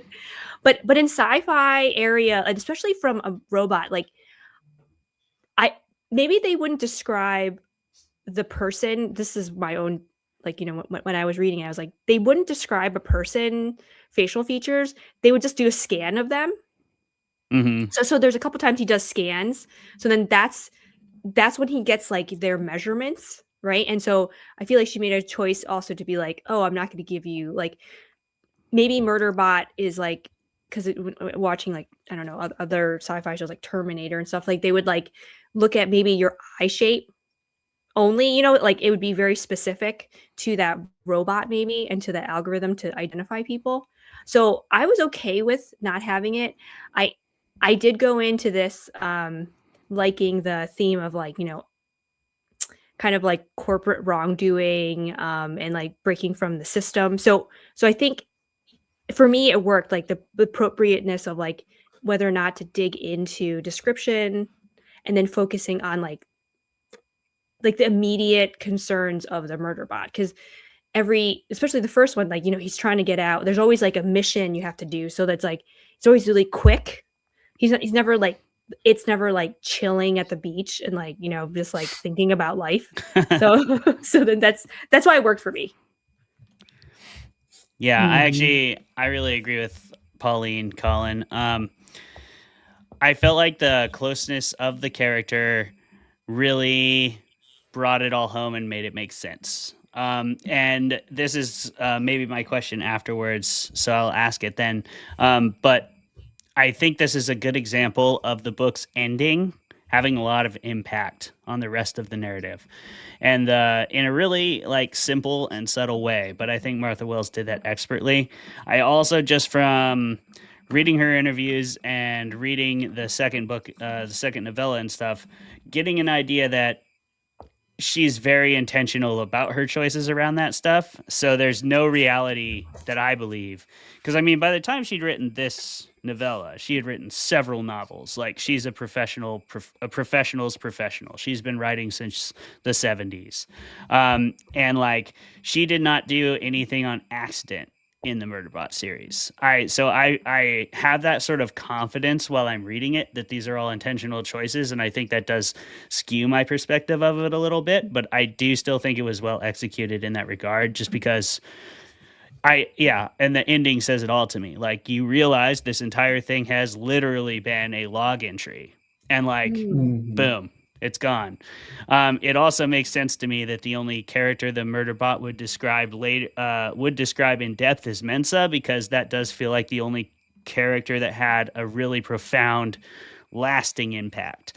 The Murderbot talks in the second book about Mensa, and I believe, I could be totally wrong about this, so if you're a Murderbot fan, let me know in the comments how stupid I am. That's okay with me. But I only really remember one character from like book one being called back in book two multiple times, and that was Mensa. So it makes sense to me that the Murderbot had like a special connection with that character. That was the character who actually worked to free her, or to free the Murderbot, and the Murderbot has a definitive memory that is very intentionally isolated structurally from the rest of the narrative. It's a tiny little like paragraph chunk between two blackouts, where the Murderbot doesn't remember anything, and it remembers Mensa like saying, I'm not going to leave you, make sure, and saving the Murderbot from like the battlefield. So I felt like that was actually really powerful, that was the only description. And I'm with Pauline. Like, I felt like it was fit with the character, so it didn't matter to me that it didn't describe people, because I just felt that it wouldn't. Now, if that wasn't very structurally baked in, I would have been right there with you. I did find myself like identifying the characters, and if I'd have debated this, I'd have certainly harped on that point as a detriment. But I would have been kind of lying. What do you think, Jeremy? Yeah. I mean, I think you guys are right, except for Colin, obviously, because yeah, fuck you, Colin. Yeah, fuck your question. Yeah. Clearly. Get the Welcome hell back out to of the here with show. that. But like, as far as like physical descriptions of characters and more in-depth personalities and stuff, like, we don't know the answers to those questions because Murderbot doesn't really care. Like, it cares about Dr. Mensa, and it cares about like Garothan because it friggin' hates Garothan. Like, it can't stand that guy. And Real then like bastard. and then when you like get into like the like book 2 and book 3, when you get to like art, and it's like, well, that guy's an asshole. Well, that ship is an asshole. And Mickey being like, well, that's a sweet simpleton, but I don't want to say that I like it. It's all like everything that the Murderbot chooses to describe tells you something about the Murderbot. It's all very intentional writing, and I think it does, like Clay says, betray a very seasoned and intentional hand, like just somebody knowing what they're doing when they're putting pen to paper. Or is it overrated? No, I think it's the thing I said. That was. Oh, there we go. Oh, Colin's he's out. He's out. He doesn't want to know our answer to that Go. question. Yeah, I don't like. I don't know if I would have picked this up on my own, and so like I don't know if does that mean it's overrated? It's like, obviously a lot of people love it, and I know would I read more? I'm not sure if I would read more, because I'm like, yeah, this is cool, but like I'd rather read like other stuff. So yeah, so maybe it is overrated for me. No, I mean, I wouldn't have read past book one, just because of how book one was. I still think it was intentionally written and well written, but it isn't my jam. I wouldn't continue to read if it weren't for the show. You know, it's got to be your jam I find it unfortunate that I am now hooked, and I am to the part where they're exploring a little bit why the Murderbot describes the company as the company and not whatever the real name of the company is. Okay. Like it actually makes a point of pointing out like every instance where the company is mentioned, it edits out whatever the actual name of the company is. Oh. in its diary, and I'm like, what? And that's an interesting perspective. And I'm also like Dr. kind Mensa and everybody comes back, so I'm like, okay. Well, I'm kind of greedy with like sci-fi. I feel like there could be like more than one storyline. I mean, there is obviously more storylines here, but like watching Star Trek, I get so many more like storylines and like themes in there that I don't get with this book. I don't know. No, that makes sense. I get that. This one is basically trying to push one like sort of sci-fi philosophical question to its utmost extreme by just pushing it a little further in each installment, whereas with like Star Trek, they're trying to tackle a different very big thing in every single episode of the show. Oh yeah. So like, how would this stack up in your like sci-fi queue, or like whatever rankings? It'll be, I don't know. That's a good question, Pauline. Jeremy, I'm interested to know how far this is beneath Hitchhiker's Guide to the Galaxy. Also, is Speed Racer sci-fi? Well, Speed Racer, I think it has to be sci-fi. Like, what it's else got could it sci-fi be? technology, but I feel like Speed Racer counts as fantasy. But if we're counting Speed Racer as sci-fi, and I want the record to show that I'm not the one who brought up Speed Racer this time. You're not. I threw this one on the tee for you. Yeah. Thank you. Like for Murderbot Diaries, I would like, if we're putting these in a rank, like obviously Hitchhiker's Guide is my exact and absolute jam. Speed Racer is flawless cinema. So I would say Murderbot Diaries takes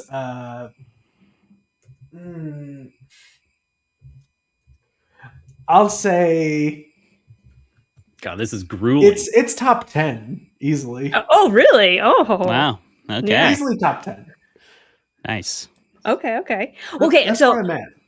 So maybe I have to kind of go with Colin a little bit, maybe about some world building stuff, because now when I think about it, I'm like, oh, what do I like more than this? Like Star Trek, Firefly, and it's because they do a better job with world building.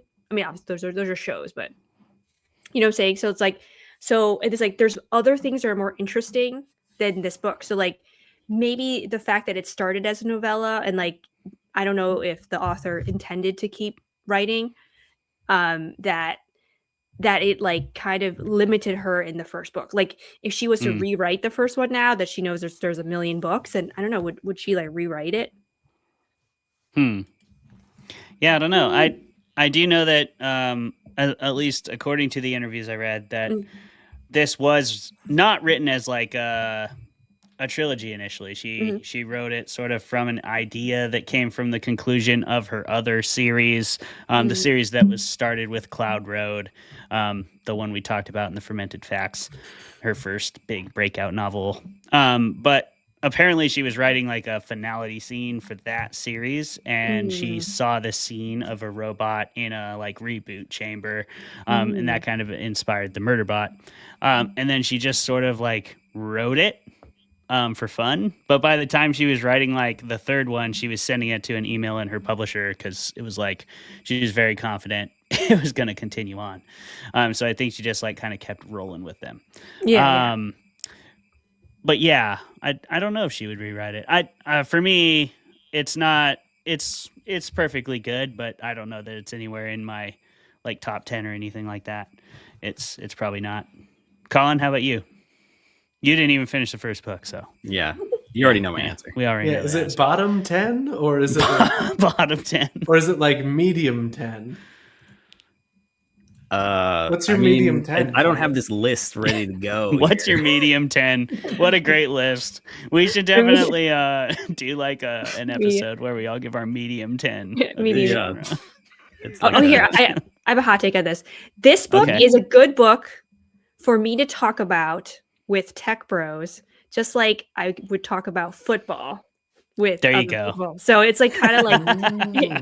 So not to put you guys on blast, but yeah, it's like it's one of No, those that's topics. okay. I mean, I there's just bring up there's a the lot of people Cleveland that like Browns football. Yeah. I just bring up the Cleveland Browns, and then people don't want to talk to me about football anymore. Well, you guys are just part of the system. You're in the industrial sports complex fandom. We are. We're all stuck in Allegedly. our programming, and we just can't help it. We do sure want to help those football teams win by screaming at the TV and buying everything the advertisements tell us to Oh, buy. great. Oh, yeah. And then making your personality sports. Yes. All right, Pauline, let's take it easy. We've definitely made our personality podcasting, which is Everyone will tell you not better. that my personality is the sports. Are the sports. It is. It's sports. It's sports. Okay, sports. It is sports. Sports incarnate. You'll see him at StokerCon and you'll be like, wow, that guy's fucking sports. He's so That guy's sporty. sports. I'll be showing up wearing a jersey and a Letterman's jacket so that everyone knows how sporty I am. Oh, great. And then we can play what's it called, flag football in the courtyard. I mean, flag football is a delightful game. yeah. I mean, yeah, I would that- love to that do flipping a rips, dude. Let's do StokerCon version of flag football, like after everybody's drunk on Friday. That would be God, awesome. yes. That's something Fermented Fiction will gladly sponsor. The other thing we're sponsored tonight is Good Conversation, and it has been one. Jeremy, did you have a discussion question? Because if not, I have more. I mean, no, you can go for it if you've got more, but Oh yeah.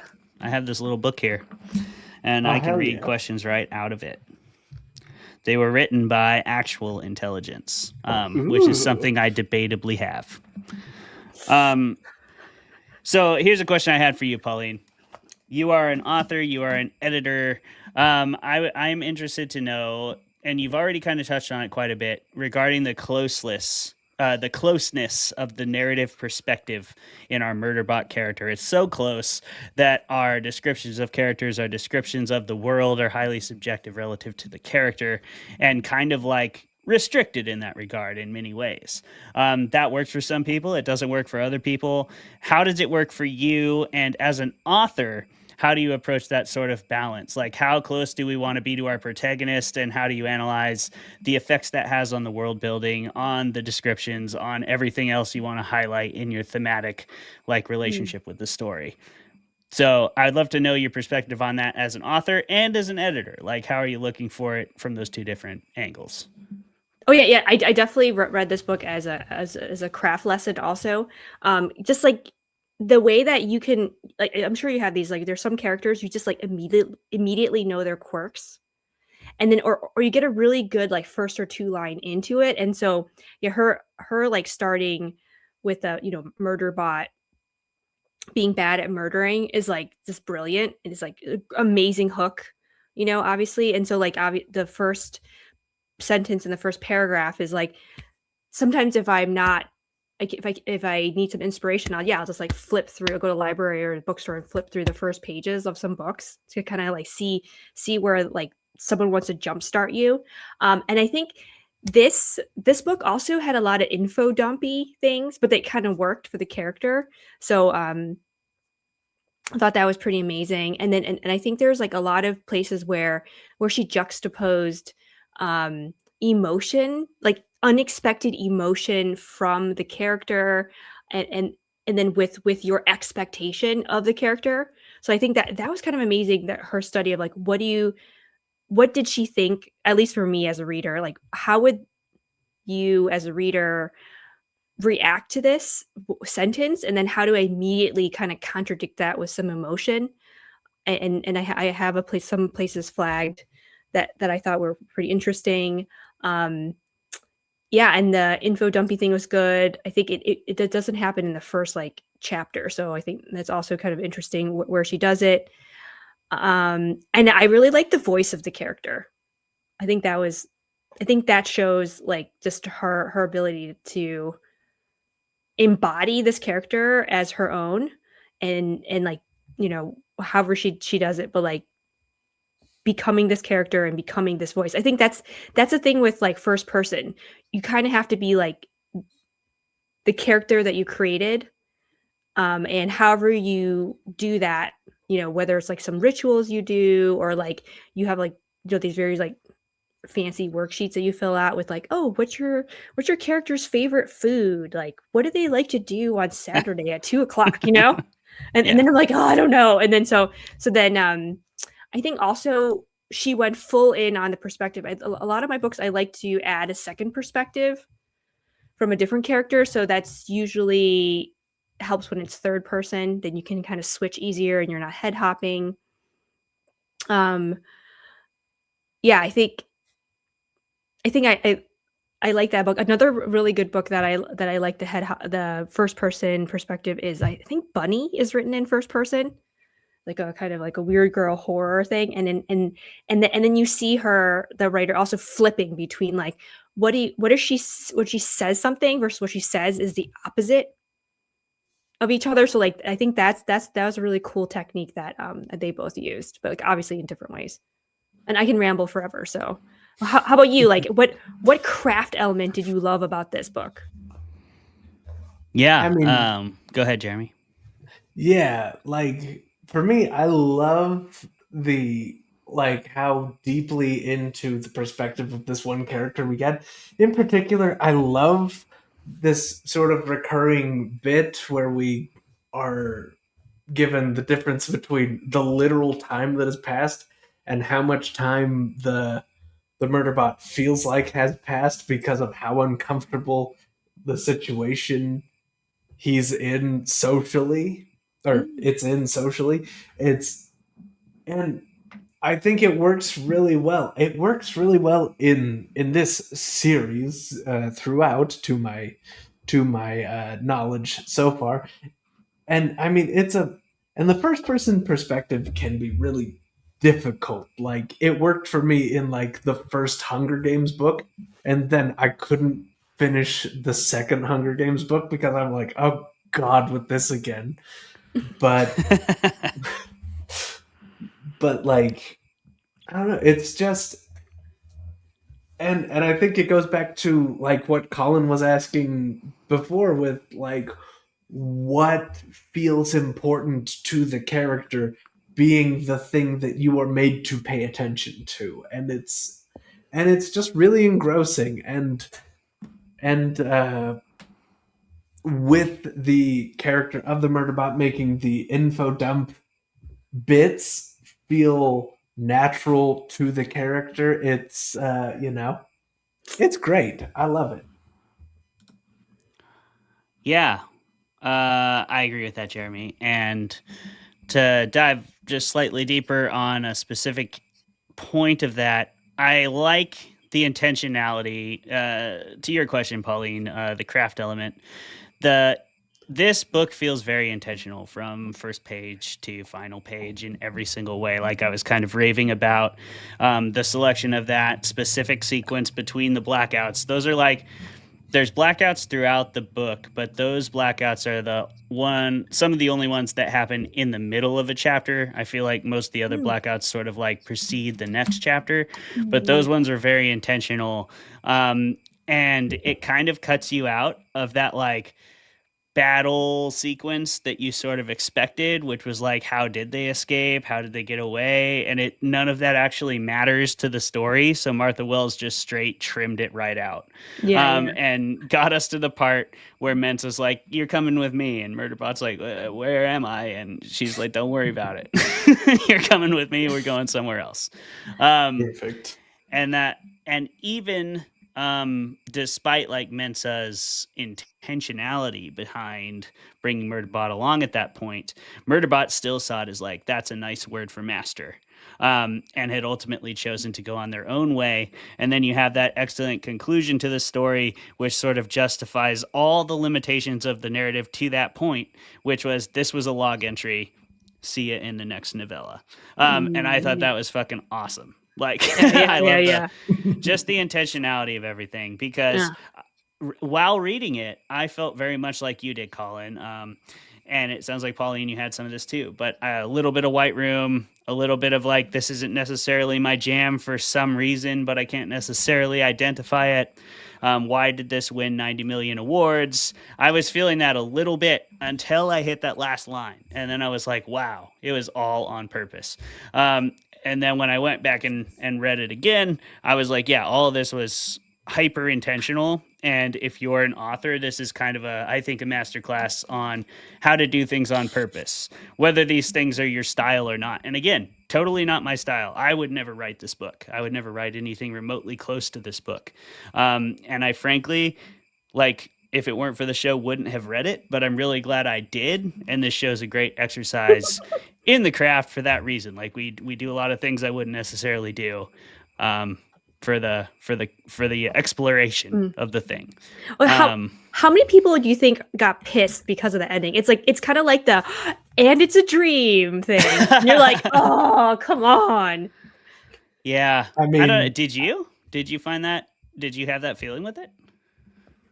No, I didn't because like, for this one, it's like, it still was real, but then it would answer some of my questions, because like the bot would be like, it'd be like present tense and then be like some past tense stuff.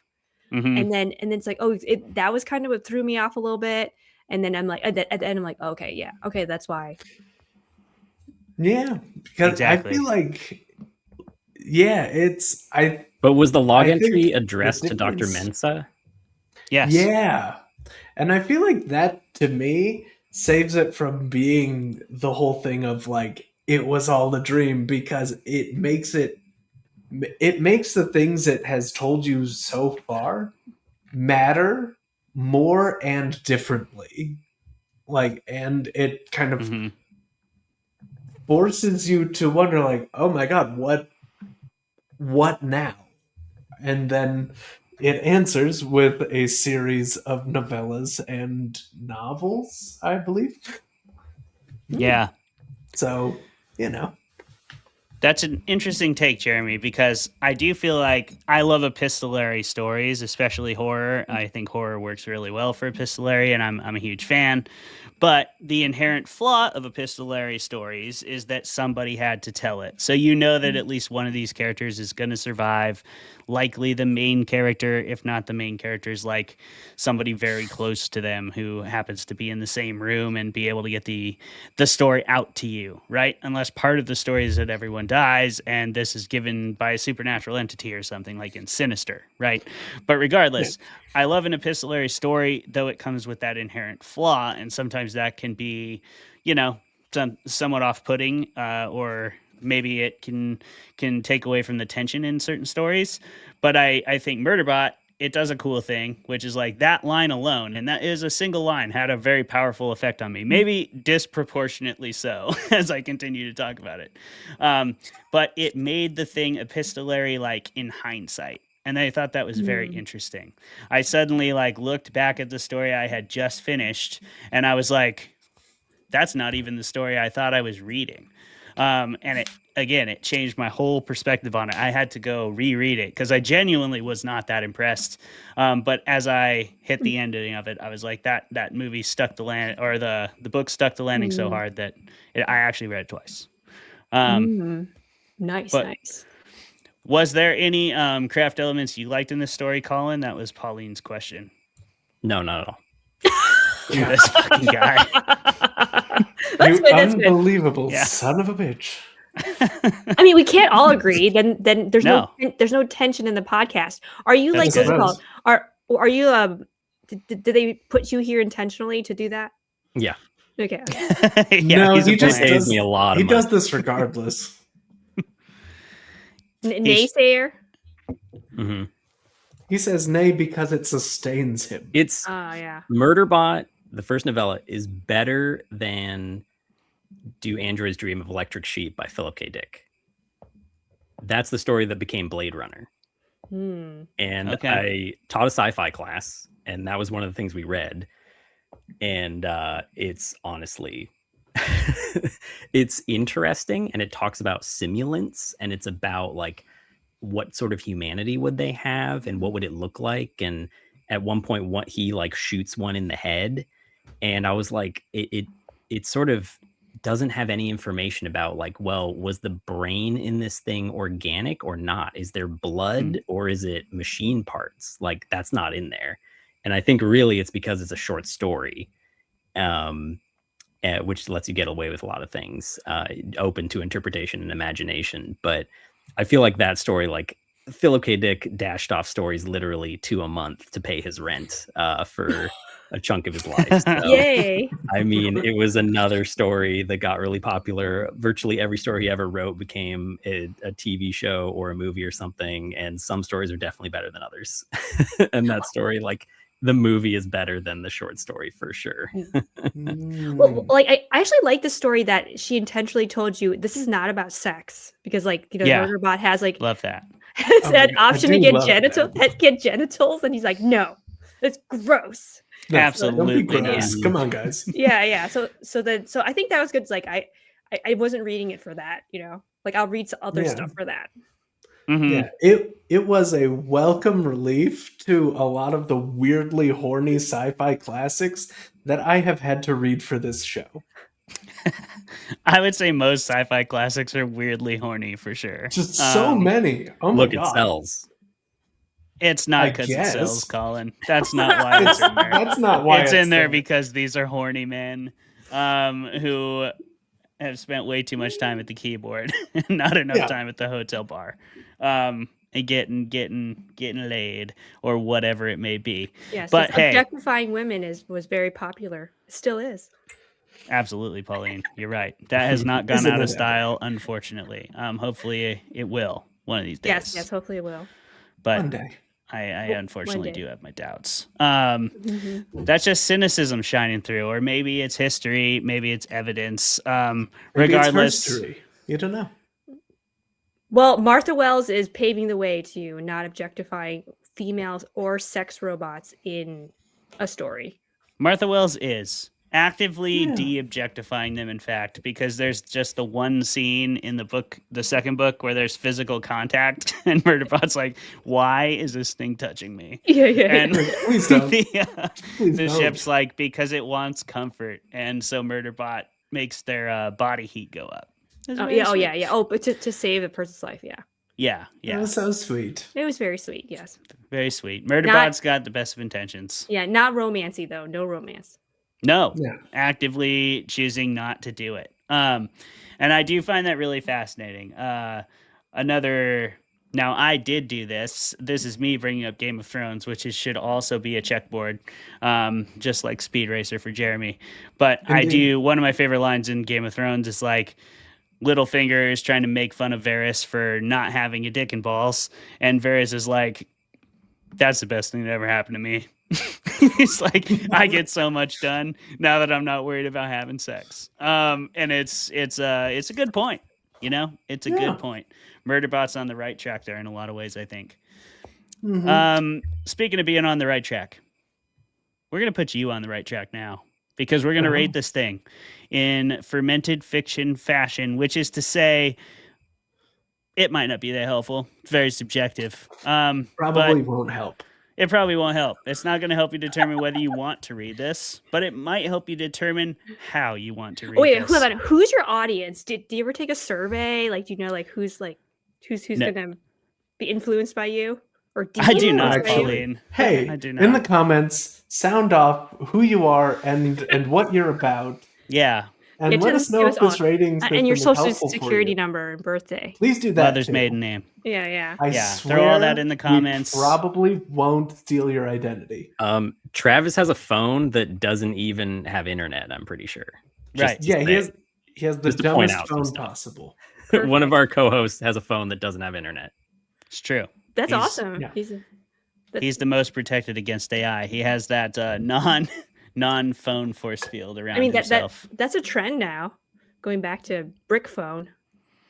Yeah, I don't blame him. You know, there's definitely a part of me that wants to do that, but unfortunately, I'm an indie author, so I have to have social media, and social media wants you to have a phone because it's all integrated. It's all part of the grand scheme. True that. Addiction. Yes, that's my. I'm addicted to TikTok, so that's my addiction. You can make fun of me. There you go. Yeah. We won't make fun of you for that. We might make fun of you for your rating system, but we'll find out. We'll see when we get there. Jeremy, you know how this thing works. How many drinks or substances of your choice or whatever do you need to enjoy the Murderbot Diaries to the fullest extent? How drunk should you be, or how sober should you be? How whatever should you be? Go. Oh, you should definitely be as whatever as possible. If you Indeed. have your choice between uppers, downers, and sideways, go sideways, definitely. But what you'll want now, you can obviously enjoy this. No substances required, but to enjoy it to its fullest, I'd say one drink a chapter. So that's I think that's 8 per book. So that comes out eight to per like novella. It's pretty. 8 per novella for this. So for these, that's 24. 24. Please be careful, everyone. Okay? And as always, go sideways. Not uppers or downers, just sideways. Okay. Colin, what about you? How many did you need to get through this thing? Obviously, you had a different struggle than the rest of us. I think you need to get 3 of your best friends, and you need to get the shittiest car that any of you have that still has a stereo system, and you plug in whatever device it is you're listening to the audiobook on, and then we're talking about like iPod with the aux cord, by what ideally, which I definitely the aux cord that goes into the cassette player. Yes. If yeah, the And cassette then- player converter with the aux cord adapter hanging out. Yep, and Bro, you're that gonna was go. my lifeline. You're gonna drive to Casper, Wyoming, and you're gonna drive up Am I? the closest logging road up to the top of the hill, and you're gonna get a nice view of the great city of Casper, Wyoming. The moon will be shining. It'll be a lovely place. There will be a lot of deer around. Watch for deer.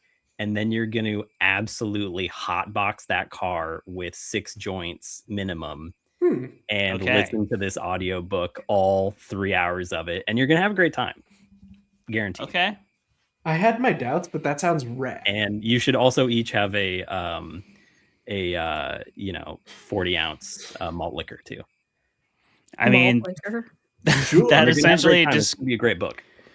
I don't know where And you do it were 2 more watching times. me from when I was in college, but that essentially describes my college. That is, that's So I what going don't to know. college with Classy. Clay is like. Yeah, I didn't come on this show to get attacked. Okay, but whatever. No, but Colin. really classy. Oh yeah, thank you, Pauline. Classy. That is, everything's subjective. Look, it's the Wyoming way. I don't know what y'all did in Montana. Nothing says Montana classy and Wyoming like are pretty getting similar. lit in an 05 You said Buick it. Century. Okay. Yeah, I It's mean, a like it was a LeSabre. Let's fucking take well, it easy, pal. weed Okay. wasn't that like easy to get back then. So you had to be like connected, and like Yeah, you had to Yeah. like know a shady guy yeah. and whisper and slide some cash into his hand. Yeah. Oh, cash. Yeah. I was in college, so my weed dealer was not sketchy. You just had to go to the soccer parties, and it was fine. Okay. The soccer Either that or parties you were the have to best text parties. the deaf guy. You know. You Yeah, never there know. was the behind the IGA guy that I occasionally had to go to, and he was definitely dealing more things than just weed. And that was a weird time to be a weed smoker, back when it was Allegedly. allegedly.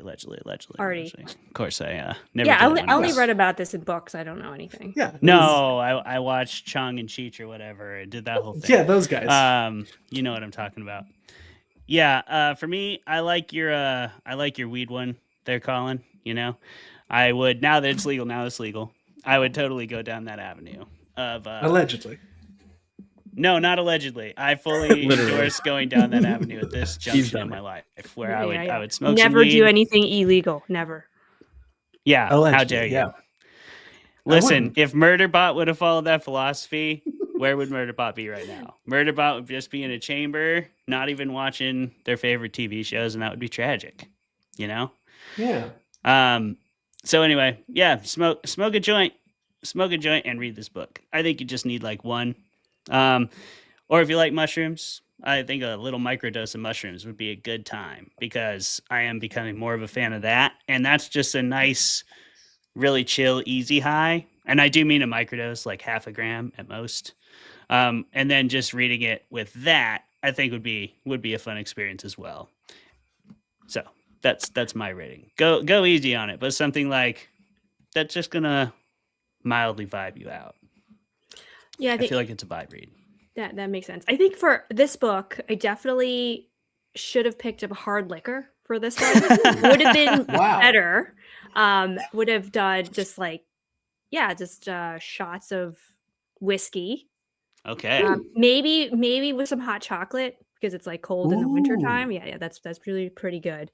But because it's so fighting and it's like hard, like that's the vibe I get like when I drink, that's why I don't like.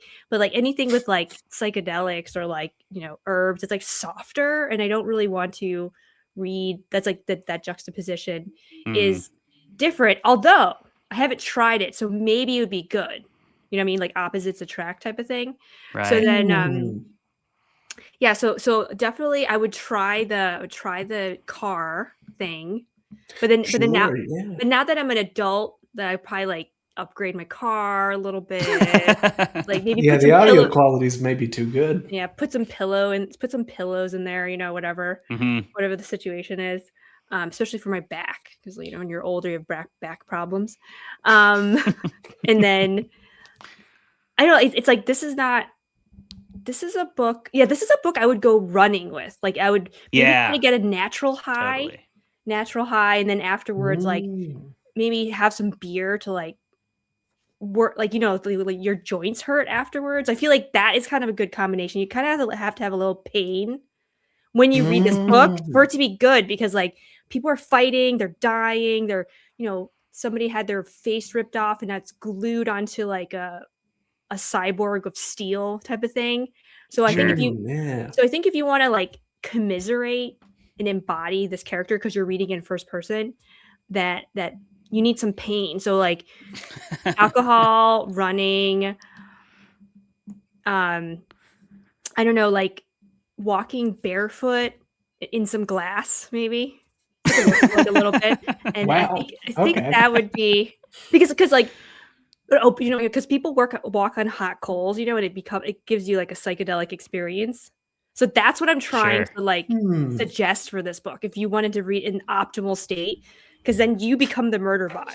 I am all for it. I love that. That's what I'm gonna do for the next one. Like, I would refute that, but like Murderbot too.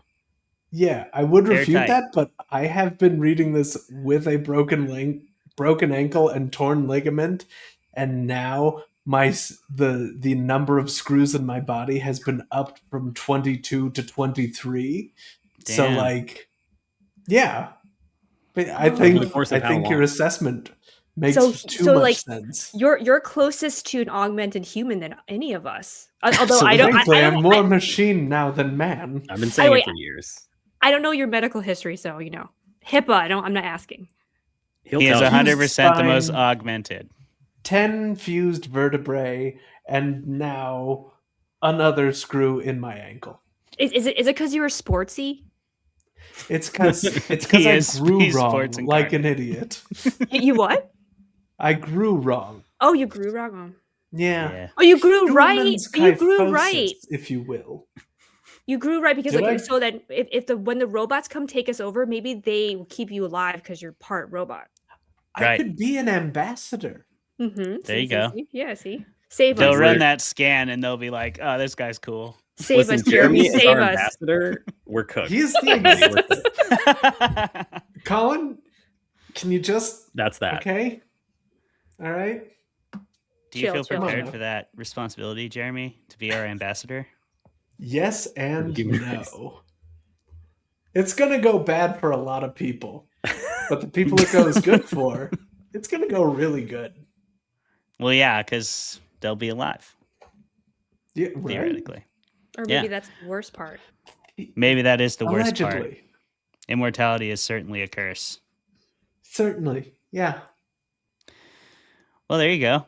We wouldn't want to curse y'all with having to continue listening to me and Jeremy's ramblings, and certainly not Colin's.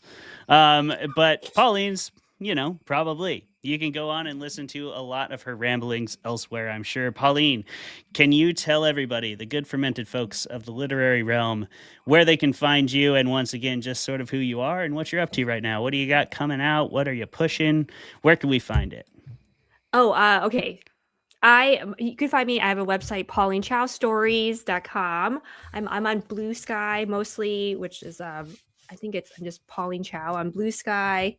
I'm on Instagram also, Pauline Chow Stories.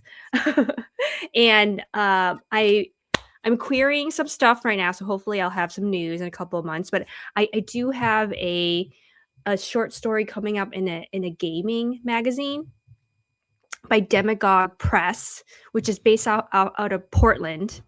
Cool. And then it's like a short kind of horror story, and it's paired with some board games that are inside the book. I don't know how to properly articulate the game. Gamezine, and it's called Nat 20 magazine. Okay.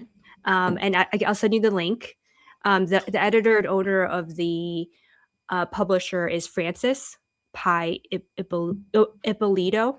Oh, okay. She also has a story in Coven of the East, and then these both Tasting Moonflowers and Coven of the East are available everywhere.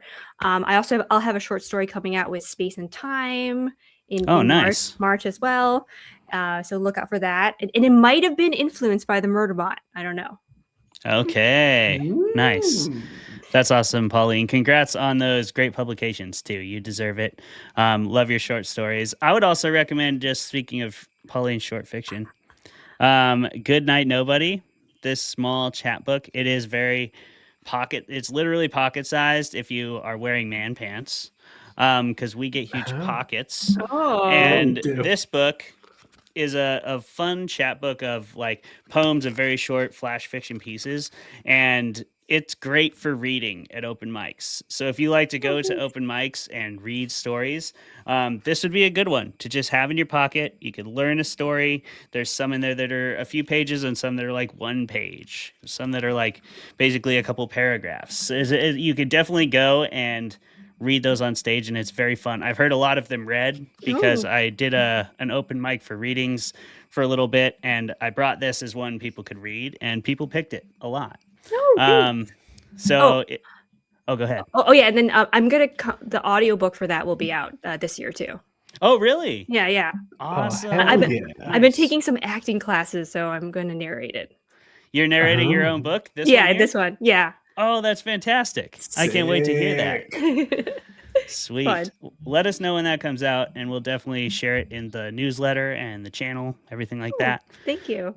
Yeah, absolutely. And thank you, Pauline, for coming on the show. We really appreciate it. We hope you had a good time. And as always, audience, I got to go out with a quick little plug here. Please do remember to like, comment, and subscribe. We are an indie-produced venture, and we need all the help we can get. You can find us at Instagram. All our links and stuff will be in the show notes. And we would really appreciate if you go check out our Patreon. Travis put a lot of hard work into it. There's a lot of cool perks up to, but not only including like a writer's retreat. So we're working on all of that kind of stuff, but we do need help to do it. If you love this show, go check it out. If you don't, show the show to your enemies and see how they react. It'll be a good time. We're fine with them helping us out. Absolutely. Maybe we can even trick them into joining our Patreon. You can be a part of that. You can make your enemies pay us $100 a month. So I'm just saying, something to think about, something to go out there and maybe do. And like I said earlier, at Bainbridge Brewing, if you want to sponsor us or anybody like you, here we are. That one was free. Hey, get in there, man. Get in there. Thank you guys for tuning in. Seriously, this has been Fermented Fiction. We love and appreciate you all. I'm Clay. That's Jeremy. That's Colin. Pauline, thanks again for coming on the show. We'll see everybody next week. Goodbye. Later. Hi, thank you. This is super fun.